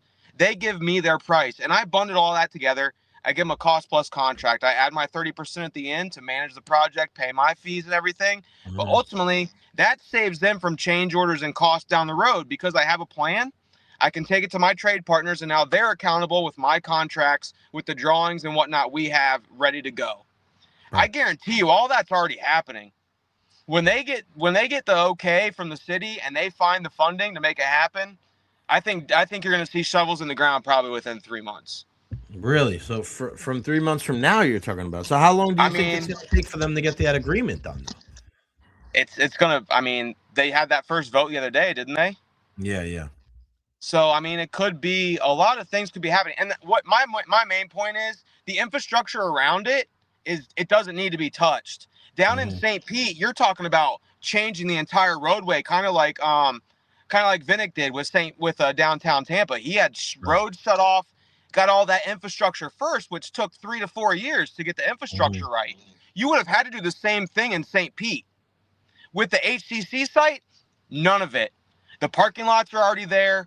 It's all there, ready to just put it. Look, they did it for the Rays this year.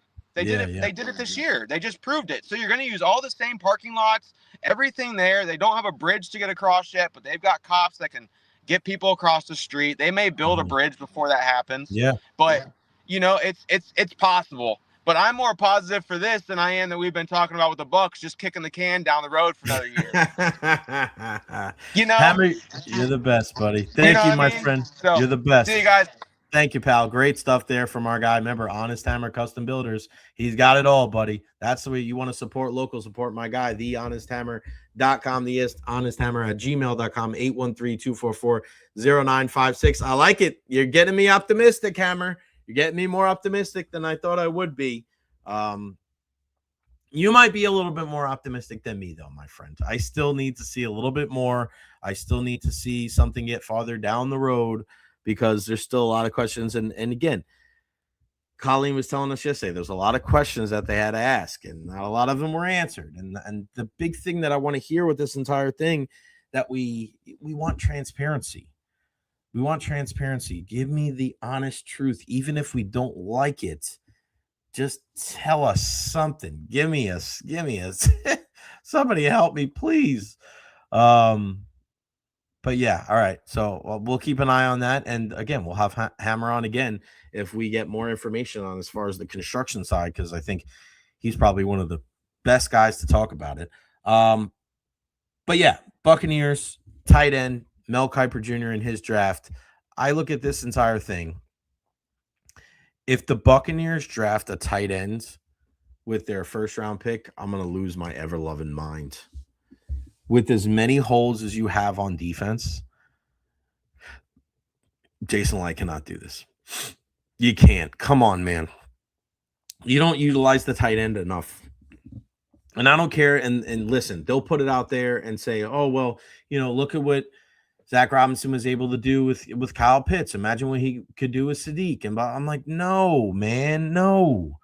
It's the same thing. And I double down on it now. I don't think drafting Emeka Egbuka was the right move. I don't.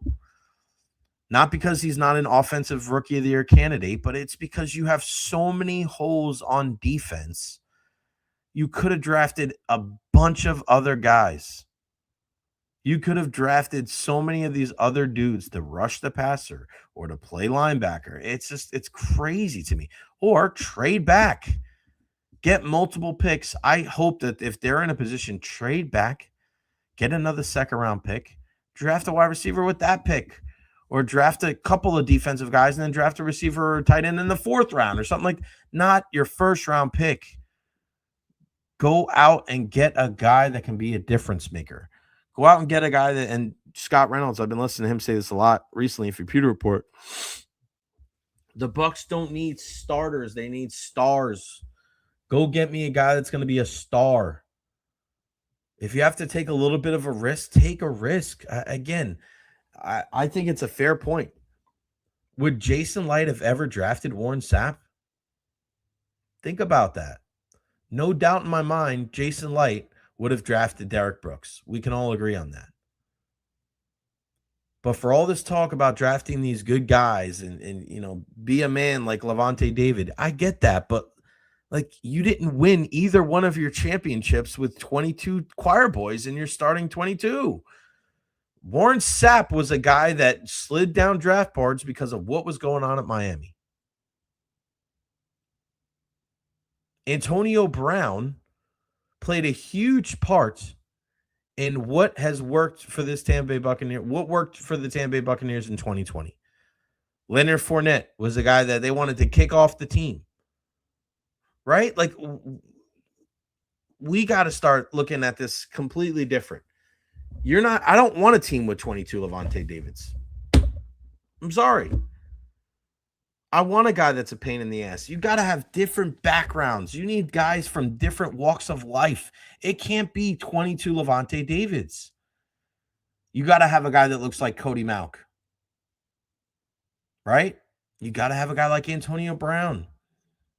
You got to have a guy like Warren Sapp. You got to have a guy like Jamel Dean. You got to have a guy like Mike Evans. You got to have a little bit of everything. For all this talk about needing all these Levante David types, that's not realistic. I don't want that. I don't want that. You want the Styles kid from Ohio State, Carlos? Yeah, I mean, that's great. I don't know if he'll be there. People talk about David Bailey. I don't know if he's going to be there. So, I'm just looking at some of these things. The Buccaneers need to get this draft pick right. Because for all the talk about Todd Bowles in the 2026 season, I mean, Jason Light's another one of those guys. He needs to really examine what he's doing here. And let's say the Bucs struggle in 2026. Let's say Zac Robinson doesn't do a good job. Todd Bowles doesn't do a good job. You're going to get rid of those guys, and then you're going to put faith in Jason Light to make the next call. Are you going to move on? Right? Where are you at if you're the Glazers? Our guy Mike, bartender Mike in the house. What's best, draft for talent or draft for need? Chicken or the egg?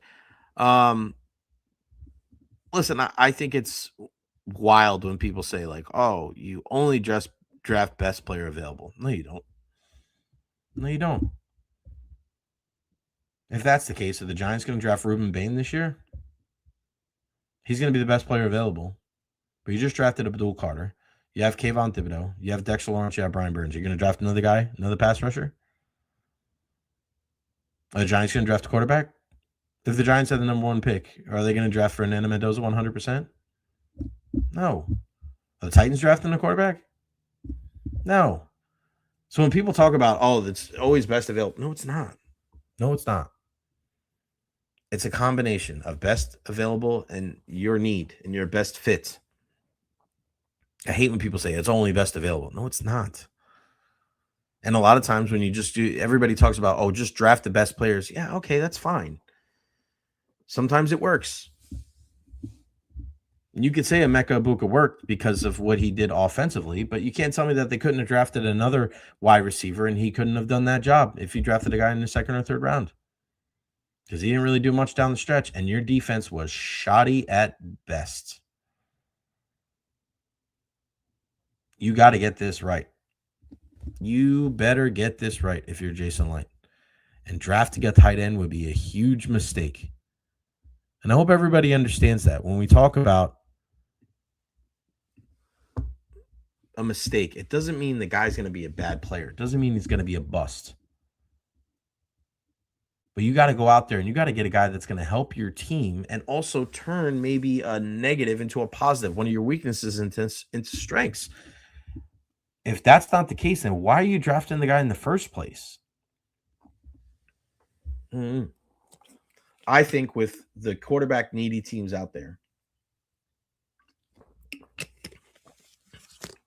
I think the Bucs will be in a good spot to possibly trade back.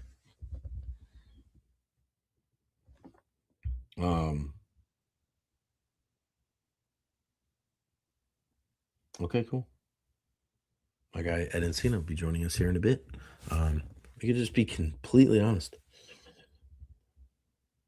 All right, good stuff. He went over to the Stadium Series stuff today, so that's good because practice we don't necessarily need to talk about all the logistics with practice today. We can definitely talk about the Stadium Series stuff because he went over to Raymond James Stadium today. But yeah, been a good show so far. So big thank you to Hammer for hopping on. Big thank you to Greg Auman for hopping on. Obviously, Zac Robinson, the new offensive coordinator for our Tampa Bay Buccaneers, is a big thing, and I'm sure he would love a guy at the tight end position for Kenyon Sadiq, but you got more holes defensively. Please be smart. Look at Richie P. Thank you, buddy, with the $20 super chat. The super chat's on fire today. Thank you guys so much. I could not do this without you. 1, 2, 5, 10, 20, whatever you guys can do. Every little bit helps. Imagine if you're living in Lakeland, catching the rail to Ybor, catching the trolley to the convention center, catching the ferry, getting on the ferry, going to downtown St. Pete, staying the night, and going home the next day. Yeah, I mean, that's a lot, buddy. That is a lot. Nathan Elliott, Bucks will not trade back. Light will go best player available if the biggest need player they want is not there.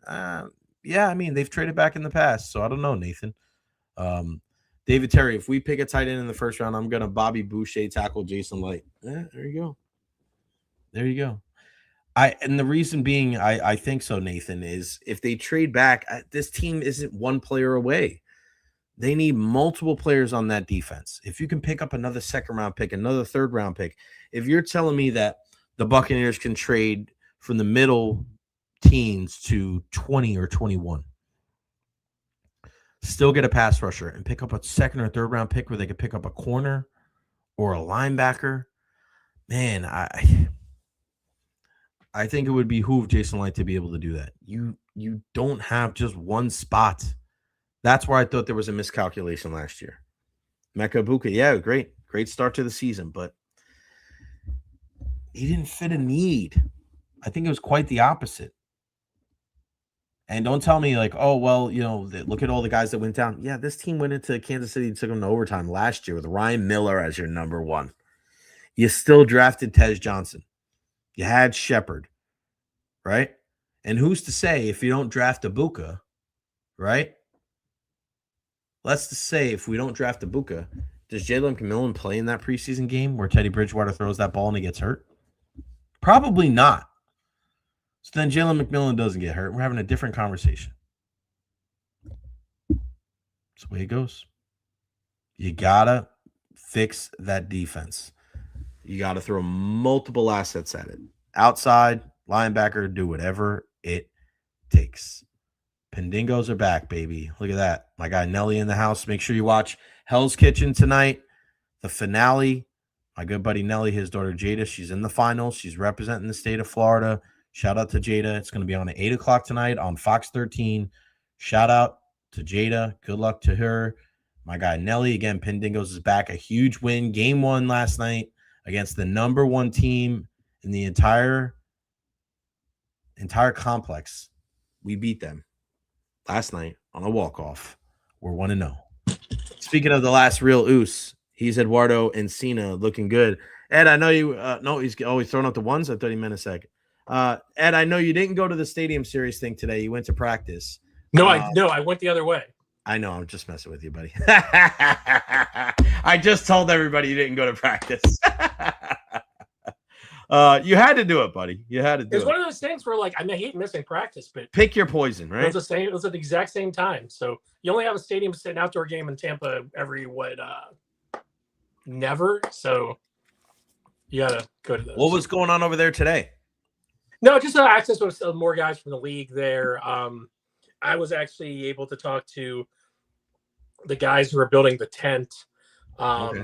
It's a company that basically is based in Winnipeg, and it is hilarious how this thing kind of came about in terms of them hooking up with the league. Basically, it's the Tampa has basically canceled flights to thank for these guys kind of touching base, finding some of the guys with the league. Derek King, who's the VP of facilities and hockey operations, and they saw NHL shield on his backpack and were like, hey, if you ever need a tent or anything like that, we might be able to help you out. And then years later, over a lot of like different experimentation and test runs and everything like that, now we have the tent. So I think I'm going to have that in print on Sunday, just kind of the story behind it. And then obviously just out there seeing the progress, all the trusses are up and everything like that. So the tent's starting to come to form as the rink is also being built. You can see the dashers are taking place now. And soon we'll see the bench areas and the penalty boxes and everything like that as the ice starts to get built too. So it's going up really fast over there at Raymond James. It's fascinating to kind of see the transformation of it. Do we know if there's going to be a media skate yet? I do not know. Come on, Ed. I think it's going to be tough because I think I told you is that a big thing about the tent and keeping it temperature controlled is limiting access. And I was actually joking with one of the guys there. It was like, it's almost like, did you ever go to any games at the old Metrodome in Minneapolis? No. So basically that was one because that was air pressurized because of the roof, right? Yeah. So when you went into the dome, it wasn't doors. It was basically like the hotel, like revolving doors kind of to go inside because you couldn't let that much air in because it was pressurized. So with this one, it's really only like a door basically that's going to let you in and out. So they're going to want to keep that door closed as often as possible to protect the being able to control all the everything that they can control in inside to make sure that the humidity, the air, the salinity, all that stuff doesn't get in there and maybe potentially do some damage to the ice. We'll see though. I have no final word on that. Come on, Ed. I don't even know if we're gonna get to even. Oh, we lost him. I don't even know if we get to see Ed anymore. Somebody called. That's why, man. This happens every once in a while. It hasn't happened in a long time. Every once in a while, I guarantee you, somebody called Ed. They didn't realize that he's on air with us right now because we lost him. But he's coming back. He left. He'll be back, guaranteed. This happens. But it was what a great like. There's no guarantee. And then he gets off. The NHL is trying to silence our boy. You got that right, buddy. You got that right. I hope it's not like breaking news or something. Oh man, Ed, there you are. You're back, buddy. You're okay. Right. Did somebody call on my phone? So when I get a call, okay, good. No, it's fine. It's fine. You said, I forgot what you said. You said something like, "There's no," and then you just yeah, cut me off. I don't even know if we're actually going to be able to watch the practice the day before because the tent's still going to be up. What? So, yeah, it's going to be crazy. It's going to be a little. Oh, what is going on with this? Yeah, we'll have to see. I don't know. Jay, in Nashville, you snuck down there onto the ice and like. There's no proof of this. There's no proof of this. I was like, "What's Jay?" I'm watching from the press box. I'm like, "What's Jay doing down there?" He's like, "Hey, everyone, come on down." I was like, yeah, this will work. This will work. And actually, I did get a picture there. There's no way that I should have been anywhere near there. Can But confirm. Can confirm. I was just like, what are you gonna do? You got to make sure it can. You only get one shot at this sometimes. I don't know if everybody can see it. There's the picture right there. It's very small because it's my Twitter profile picture. But I was there. That's before the NHL people came and found us out and go, "Get out of here!" It's funny because I went down like on the one side is like by the 50, and then everybody else came down like in the end zone, and you see everybody coming down. They were like, "Whoa, whoa, whoa, whoa, whoa!" And I wore a black jacket, so it kind of looked like that I worked for the league. But yeah, you might have looked a little official. Everyone's like, "Who's that guy? Who's the new guy? Who's this new guy over here?" It was freezing. How's the weather looking? Have you been looking up? No, I mean, I think it's like, it's pretty good for that game. I mean, I think it's going to be, mid to low 60s. So that would be good. Boy. I mean, as much as it's about the temperature, to be honest, it's more about the precipitation, and the one thing with this tent that can protect it is, we know Florida, we know that at any point in time we can get a rainstorm, and this prevents all of that because they've had some issues in the past of, with the rink build days before that they've had, they say the enemy is warm rain. Like even cold rain is fine, but warm rain is the enemy. So I think in Dallas a few years ago when they had a game at the Cotton Bowl, they had that. And I think they had it 6 days out, which they were able to recover the ice. But if something like that had happened there, it's like 2 days before, it would be a challenge. But, I think, so that's going to be the challenge is like, a extended warm rain once the tent goes away, which will be, it's going to be probably like a 6 to 10 hour tent removal. That's a big window, but once that thing comes off, probably, an hour or two before the game, that you don't get this, storm going in. So, or during the game. But hey, the one thing of talking to these guys with the league, they put on 45 of these, and they've seen a lot through the years. Obviously, this one is a lot different because it's Florida and because it's, the temperature and the sun. And the sun shouldn't really be an issue because of the 10, because by the time they take it down, the sun's going to be going down. But obviously, the humidity is an issue. But I mean, they've even seen things where, in I think Calgary, Winnipeg, places like that, where the ice has gotten too cold. So you actually have to heat it a little bit. So they've seen it from both directions, and it's going to be, I think. Yeah, as much as there's a bunch of naysayers like, how's this ever going to work? How can it ever work? I think it's, as long as they don't get that warm rain, everything that they've seen everything else, so they can get it done. I can't stand the rain. All right, well, that's misdemeanor Elliott there. Yeah, there you go. So next week we'll just be a couple of days away from the outdoor game. Very, very excited about that. I know you weren't at practice, but I did see Ryan McDonough skating around. We did hear from John Cooper the other day that McDonough, Hetty, and Lilleberg are on, skating around a little bit, which is good. Do we think we'll see any of those guys for the outdoor game, you think? Well, I think so. I mean, so I think that day when he was telling us about those guys skating, it just magically appeared that like we saw them all in the hall too, walking around. And obviously our reporting instinct is always looking at like, okay, what's that guy got on? Has he got a brace? Does he have a, so, and Lily looked really good. McDonough looks very good. I think the other day when we talked to Victor at the stadium, he was trying to kind of hold his wrist to not show the wrist guard that he's still wearing on his right wrist. But I do think that we're going to see McDonough back before the break. Or before in time for the outdoor game. I think that and that's a really good sign, because I think that might be the trickiest of the three.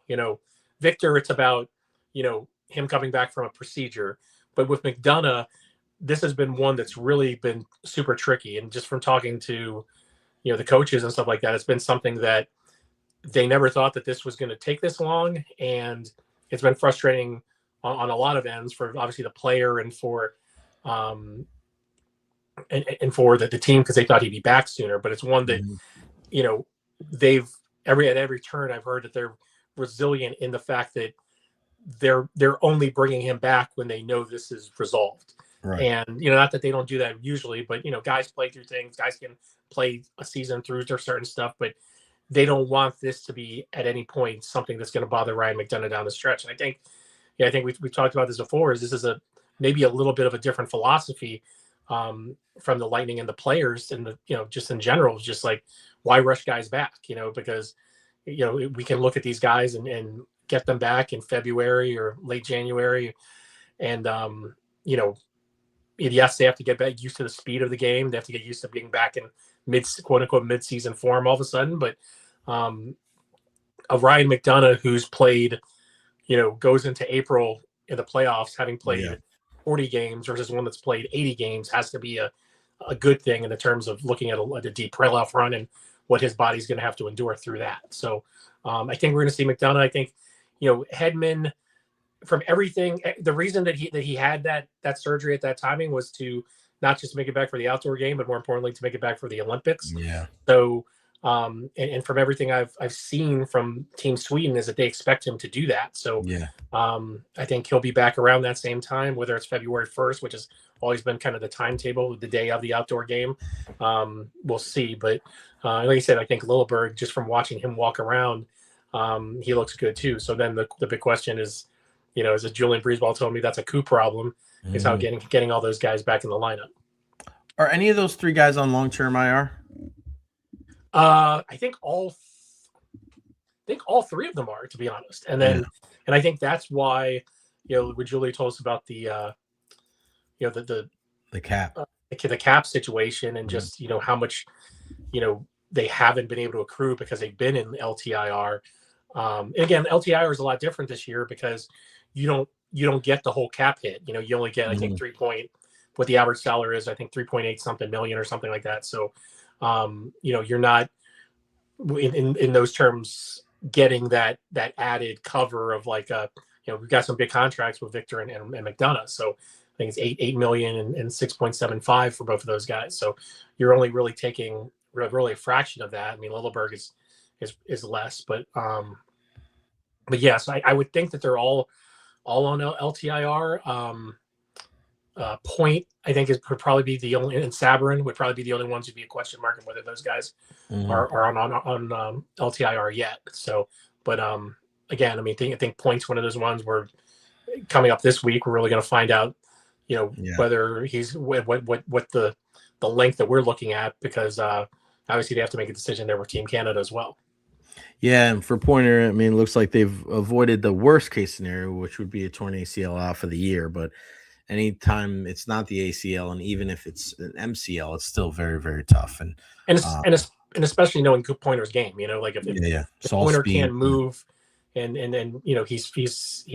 he's not comfortable making turns and cutting and everything like that, it's gonna be an issue. So I still think with him, we're still looking at least a few weeks with him. I honestly would be surprised to see him before in a Lightning uniform before the Olympics, but just knowing how much of a part of that game that's a part of his game, and for him to feel comfortable and knowing that this is a long haul thing, and that he does want to play in the Olympics too.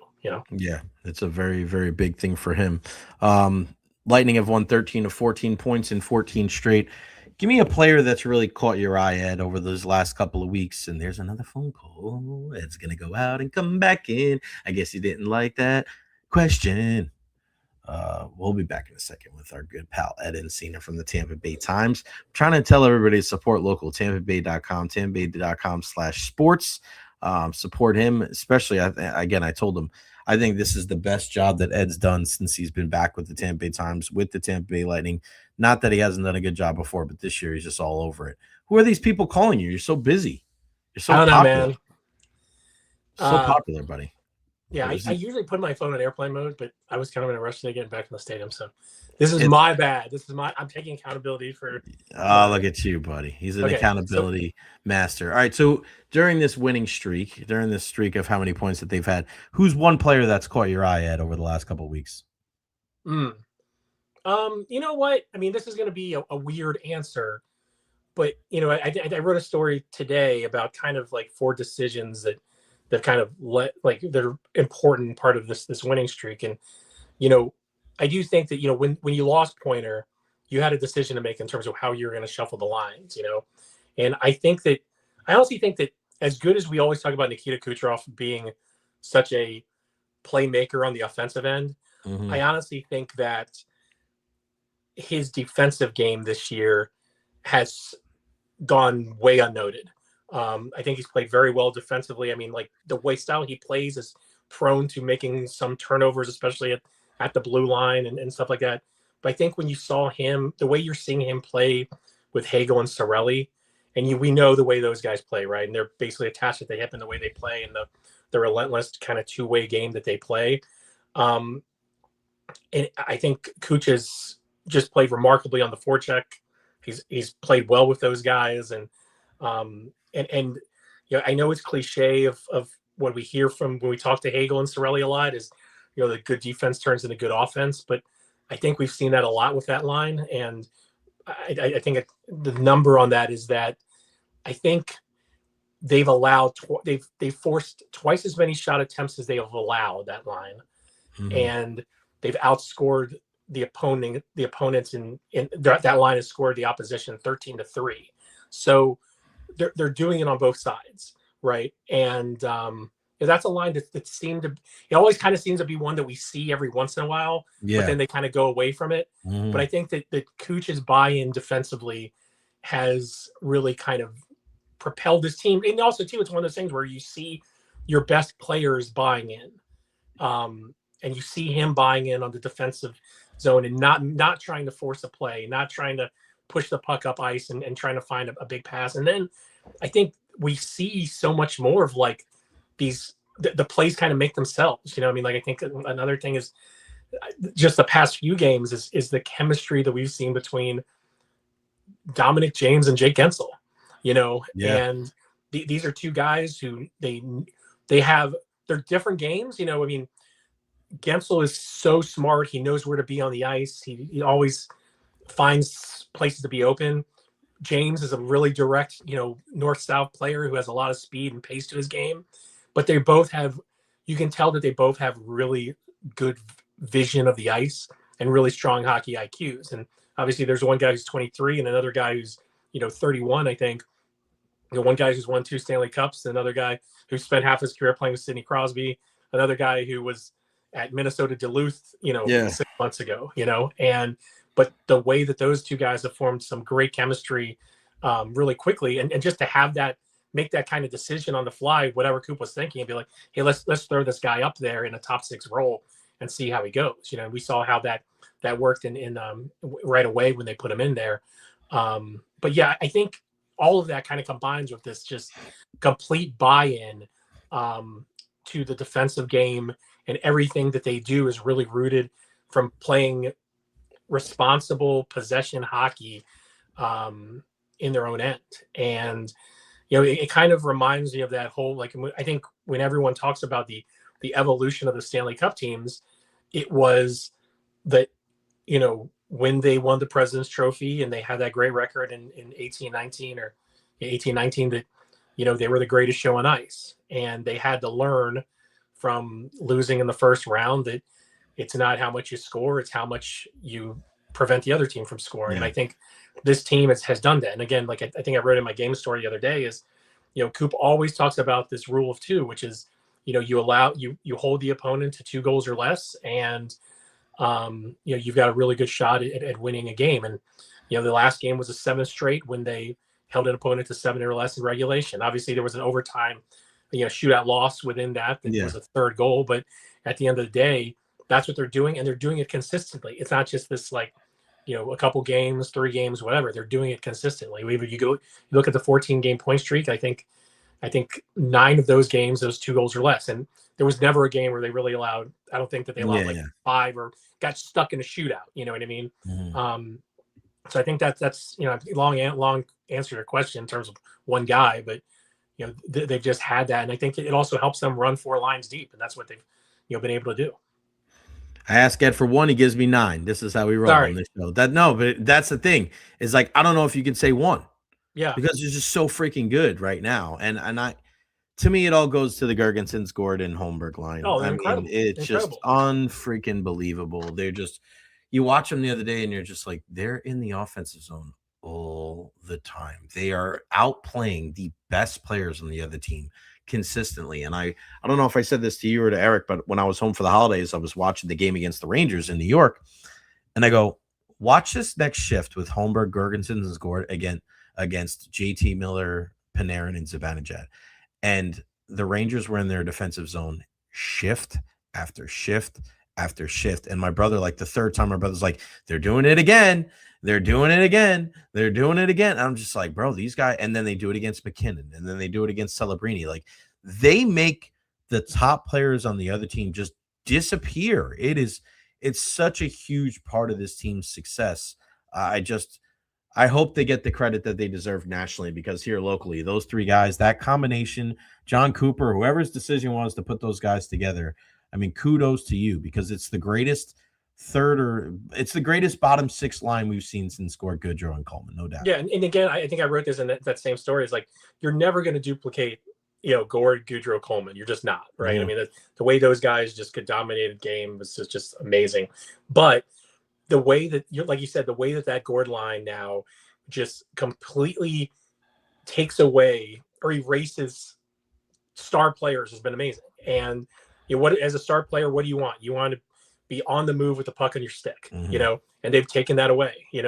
It's amazing because we've seen the frustration on those guys' face. We've seen Nathan McKinnon slam a stick. We've seen Celebrini rolling his, shaking his head going to this bench, and that's what those guys do. And you talk to those guys and they'll say like, hey, we still got more to it. We can add a little bit more offensive punch, and I think they can. We've seen. Holmberg already has a career high in goals. We know Gergensen can score. We know what Yanni can do, and but I think what they're not forcing it. And they're just staying true to their identity as a line, and like it's hard to get the puck away from those guys. Like they protect it well. Holmberg is one of those guys. I don't know any of us knew how good he is at protecting the puck and possessing it, and that's why the reason they call him the backpack. And we know what Gord can do. Gergensen's plays that kind of game, and you're right. Whoever made that suggestion to put those 3 guys together, and that's the one line that they start periods. They have they get those matchups, and they've really dictated the pace of that. And then again, going back to that buy-in of puck possession and playing well and a responsible game with the puck. And everyone can say it's boring sometimes, but I think we know here that that's winning hockey. So hey, Papa. Rolly. Oh, you want to go up? Oh. Rolly. Nope. Well, he's just saying hi. Hey, Rolly. Have you watched Unreal yet? WWE Unreal? No, I have not. I need to catch up. So come on, Ed. You got to get on that. You've told me it's good, right? It's really good. I'm in episode 5 right now, so I'm almost done. There's certain things that I watch. Like, I don't care. I'll watch it in the morning, at night. I watched another half episode last night. So, going through the whole Seth Rollins faking the injury thing was freaking awesome, buddy. Really? Awesome. All right. Last one here from Lamp Boys 1. Besides Josh Hockey, what surprise entrance would Ed like to see at this year's Royal Rumble? Wow. Shannon and the women's. She would take some people out. You go, girl. I don't know. To me, Chris Jericho's got to be number 1, right? Jericho. Yeah. Yeah, but you've almost got to give him time, right? Like, if he comes in, he's got to come in around 10 or something. You know what I mean? Like sometimes maybe they they bring these people out and they're like at 30. You know what I mean? Like, you know, maybe it is. Maybe it is at 30 because you don't want him in as long. You know what I mean? And then your last 5 are like break. You know what I mean? Like he's one of the last 5, but he's only been in there for 4 minutes. Right? Right. He throws out Orton or somebody's at an old history. Right. Yeah. But I think like Omos, maybe Omos comes back. He's been doing work in AAA with them. So he's a beast, that dude. Yeah, isn't he played USF? Did he play basketball at USF? Yeah, Jordan. I'm Bakinen. Yeah. He's a beast. I think him. I'm still on the El Grande train. You know, like I saw something yesterday that reminded me of you. They said that they're going to bring in El Grande Americano Part 1, and then a couple picks later, El Grande Americano 2.0. And then at 14, Chad Gable. And then at 27, Ludwig Kaiser. That would be great. That's the modern age 3 faces of Foley at the Royal Rumble. No doubt about it. All right. So what do we have up? Give us all the stories up on TampaBay.com. We had the great Colleen Wright on yesterday. We always tell everybody support local, man, our friends at the Tampa Bay Times. And I said it when you dropped the first time that I feel like you've always been a great writer, but I feel like this is the year. Like you've been humming, man. This is like the Beatles in their best year when they made all their hit songs. Your stories have been as good as they've ever been, I think, in your entire career. What do we have coming up right now? Well, I appreciate that. You got a minute. Yeah. Well, so today we got those four decisions that have kind of, played big roles in the streak, some of those things that we talk about. And then for Sunday, we'll have something on, like I said, a little deep dive into the tent that's going to protect the ice at the State of a Series game. And one thing that I'm going to have probably next week is I don't know where I'm going to run it going into the game or a couple days before.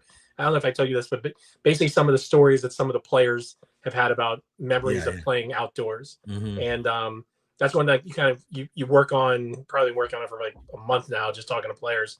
And you hear some, like, I think I talked to JJ the other day, and he was talking about how, in Switzerland, you don't play that much on the ponds, but, he remembers doing it sometimes, and like you're sliding on the ice, and then your parents would, basically make it into like a slip and slide almost sometimes after practice. And your parents would be so mad because your gear was completely doused in water. And Vassy had a great notion about, about basically living in, growing up in Russia, and his brother and him like going downstairs, and he grew up in an apartment building, and basically his mother smoking a cigarette, just keep babysitting and keeping an eye on him out the kitchen window. And they're like, all right, they're okay. And then he would tell him, here are the rules: don't kill anyone, and don't get killed on the ice. So, and we know how much Vassy and his brother are really tight too. So it was really cool hearing him talk about some of those days. This was cold. This was like 15 below, but to guys like they don't care. They just love being outside and being on the ice. So I think that sometimes people grow up in Florida, or even like people who don't grow up north, really don't conceptualize in terms of like how much a lot of guys spend so much time outdoors playing hockey. And so that's one that I think I'm going to have a good time writing. And then just kind of, again, like going back to some of the stuff about all of these obstacles that the outdoor game is, the league has kind of overcome and everything like that. And even a little bit of a look forward to, now that, Tampa is kind of going to be like the benchmark now in terms of like what can get done outdoors and what that means after this, and I think this is just kind of the start. I think people are going to look back at this game, if it goes off, without a hitch, that like this is a game that really kind of opens up a lot of doors for. And we've seen games in Dallas, we've seen them in Carolina, we've seen them obviously in Miami and here now.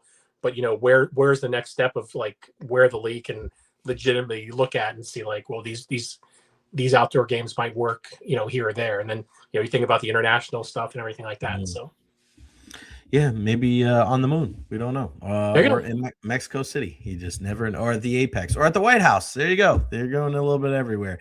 Eddie in the Yard on Twitter/X. Make sure you follow him. And then again, TampaBay.com, TampaBay.com/sports. Subscribe to the Tampa Bay Times today, and you can read all the great stuff from Ed Encina, Colleen Wright, Topkin, Knight, Romano, Stroud. They're all there. and Ed's here every Thursday at 1:30. You're the man, buddy. I will talk to you this weekend. We'll talk to you next week, and I'll see you next week at the arena. For sure, buddy. Thanks for having me as always. Try to watch the Unreal stuff this weekend so we can talk about it next week. We'll do. All right, buddy. See ya. Yeah. The great Ed Encina. Love that guy, man. He's the best. And again, I said it to him. I'll say it to you guys. He's in his bag right now. Support your friends. Support local. But again, like when you see people in your life doing a good job, let them know. Let them know. Ed's freaking crushing it right now. He is. And he's on point. He really is. You know who's on point today? The freaking super chats, man. Chan, you are the man. Thank you so much. Rolly, gosh, Richie, Louie, you guys, thank you so much, man. I can't do this without you guys. These super chats and the partners. I mean, so we're going to keep this train rolling, man. We're going to get bigger and better in 2026 and beyond. I love you all. A big thank you to Ed Encina. A big thank you to Greg Auman for joining us on the program. I had a terrible allergic reaction yesterday. And I have not been feeling too hot the last 24 hours, and I battled my way through. You can tell I'm a little congested today, but I'm on my way back. I'm starting to feel better, but I was in a really bad shape yesterday. I ended up playing softball, and I was okay because it was so cold out, and I think it cleared me out, but I'm still kind of feeling the after effects of the allergic reaction that I had. So I'm proud of myself that I got through 2 hours of the show today, and then just being here with you guys and having that love and the support, man, it makes it a whole heck of a lot easier. So I appreciate everybody sticking with me today. We had a ton of viewers on the program. Back in action tomorrow. Dr. Carlos Rodriguez will join us. We'll talk to, hopefully, we're going to try to get Julie Stewart-Binks on, and you never know. You never know what's going on. Again, I love you all. I appreciate you all. We'll see you tomorrow at noon right here on the Jay Recher podcast.